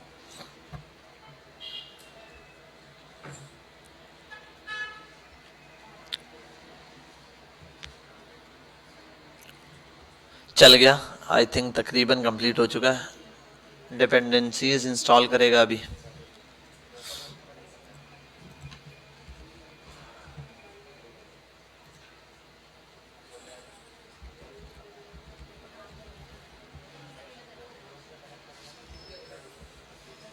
चल रहा है अभी बेटा, कंप्लीट होगा आपको खुद बता देगा। अच्छा, ये साथ साथ ये देख लें कि जब ये आप ये चला सकते हैं रिएक्ट के अंदर, कोई भी चीज समझ नहीं हो आप यहाँ रिएक्ट पर ही आ जाओ। क्या हैकिंग CMD में? कहां पर? हैप्पी हैकिंग वैसे ही लिख के दे दिया इन्होंने, दिल कर रहा है इनका। अच्छा, यहां पर आओ और ये रिएक्ट की अपनी डॉक्यूमेंटेशन है, सॉरी रिएक्ट जेस। ये यहां पर आओ, रिएक्ट का अपना ट्यूटोरियल है। यहां से आप सारी चीजें यहां से लाइन बाय लाइन दे सकते हो कि भाई किस तरीके से काम कर रहे हैं रिएक्ट के अंदर। जो चीज सर्च करनी होगी यहाँ पे देगा, एडवांस कॉन्सेप्ट देगा, एरे में हेलो वर्ल्ड बताएगा किस तरीके से प्रिंट कराना है, पूरा दिया हुआ इसने। आपको जहां प्रॉब्लम है डॉक्यूमेंटेशन पर आओ और यहाँ से देखो। अब यहाँ W3 स्कूल नहीं, अब ये है। बाकी W3 स्कूल पर भी अच्छा खासा आपको मिल जाएगा, लेकिन वहां प्रॉपर वर्किंग में नहीं, जितनी अच्छी इसने डॉक्यूमेंटेशन बनाई है। अब तक मैंने इतनी अच्छी डॉक्यूमेंटेशन बाकी उसकी नहीं देखी है, लेकिन जितनी अच्छी इन्होंने अपनी वेबसाइट की खुद बनाई है। अब यहां पर आ जाते हैं, ये मेरे पास रेडी हो चुका है, ये कुछ फाइलें आ गई हैं, इसका CMD का काम खत्म। अच्छा, ये क्या बोल रहे हैं, CD आगे my app. My app CD का मतलब है फोल्डर ओपन करने के लिए यूज होता है। ये इसके अंदर क्या नाम है, ये विंडोज का जो है ना अपना बिल्टन है CMD के लिए। CMD में जब हम CD लिख के आगे जिस फोल्डर का नाम देते हैं वो फोल्डर ओपन हो जाता है, हम उस फोल्डर में चले गए। आप जो भी कमांड चलाएंगे वो। और दूसरा बोल रहे हैं NPM स्टार्ट कर दो। मैं इसको बंद करता हूँ, सिंपली ओपन करता हूँ ये इसी फोल्डर के अंदर, बाहर नहीं चलाना। बच्चे अक्सर क्या करते हैं, यहाँ चाहते हैं यहाँ ओपन करते हैं, मेन फोल्डर है ना, जैसे बाकी चीजें बंद कर देता हूँ मैं, यहाँ आके यहाँ ओपन कर देते हैं, एप्लीकेशन बन गई, यहाँ चलाते हैं। यहाँ नहीं चलाना बेटा, आपने इस फोल्डर के अंदर जाना है जहाँ ये सारी फाइल्स पड़ी हैं। अब देखो कुछ फाइलें आ गई, एक तो गिट की फाइल भी उसने खुद ही बना के दे दी है भाई, नोड मॉड्यूल्स कुछ दिया है, पब्लिक दिया है, सोर्स दिया है, बाकी गिट इग्नोर दिया है। अब ये क्या होता है गिट इग्नोर बताऊंगा, ऐसे दे दिया। अब यहां आते हैं हम और ओपन करते हैं। अब ये पता नहीं क्या है, इन सबको छोड़ते हैं, यहाँ कैंसिल करते हैं, यहाँ क्लिक करते हैं, टर्मिनल पे न्यू टर्मिनल खोल लेते हैं। वो जो काम मैं बता रहा था यहाँ होता है, यहाँ से भी आप लिख सकते हो। अब मैं इसी फोल्डर में मौजूद हूँ, ये देख लेना जिस ऐप में हो यहीं पर हूँ। यहाँ आप लिखो npm start, npm start। Node package manager को हम कह रहे हैं भाई स्टार्ट कर दो सर्वर। क्या चला दो? सर्वर। ये एक लोकल होस्ट का सर्वर चला के दे देगा मुझे। npm स्टार्ट किया, npm स्टार्ट हो रहा है, रिएक्ट स्क्रिप्ट चेक करेगा,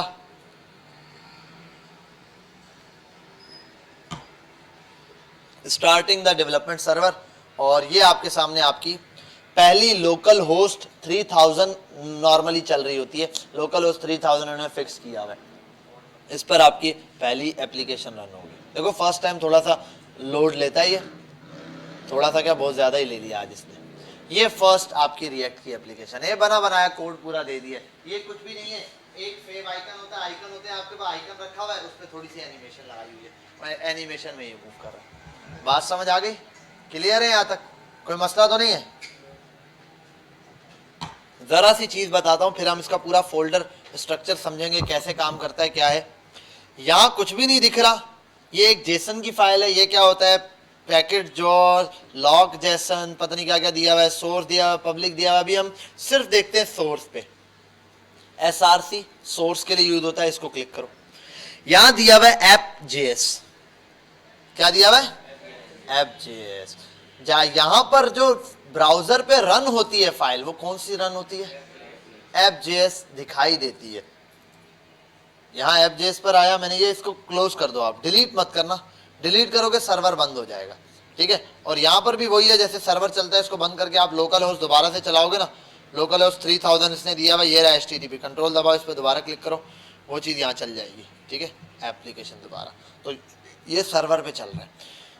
यहाँ से कैंसिल किया, एप्लीकेशन के अंदर देखो ये क्या लिखा हुआ है, डिव ओपन, यहाँ से डिव क्लोज, और बाकी ये पूरी एप्लीकेशन है, यही दिया हुआ है। मैंने लोगो मिटाना है, ये एंकर टैग दिया हुआ है, एंकर टैग भी दिया हुआ है, देखो ये लिंक के ऊपर एंकर टैग है। मैं इसको पूरे को ऐसे पकड़ता हूँ हेडर से, और यहाँ से यूँ डिलीट कर देता हूँ, और यहाँ H1 दबाता हूँ, H1, और यहाँ लिखता हूँ हेलो, कैप्स लॉक ऑन है, हेलो WORLD वर्ल्ड। सेव करता हूँ, वहां जाके देखता हूँ मुझे क्या दिख रहा है, हेलो वर्ल्ड दिख रहा है, ऑटोमेटिक सेंटर में हुआ सिंपल। यहाँ पे अभी मैं कोडिंग कर सकता हूँ नॉर्मल। अब इसका फोल्डर स्ट्रक्चर समझेंगे। आप सब भी अभी ये करें, एप्लीकेशन को अपने अपने सिस्टम में डाउनलोड करें, फिर मैं उसका फोल्डर स्ट्रक्चर आपको समझाता हूँ। सब ये चीज़ पूरा प्रॉपरली हर बंदा ये एप्लीकेशन चलाए फर्स्ट टाइम में, ठीक है। मैं ये स्क्रीन शेयरिंग हटाता हूँ।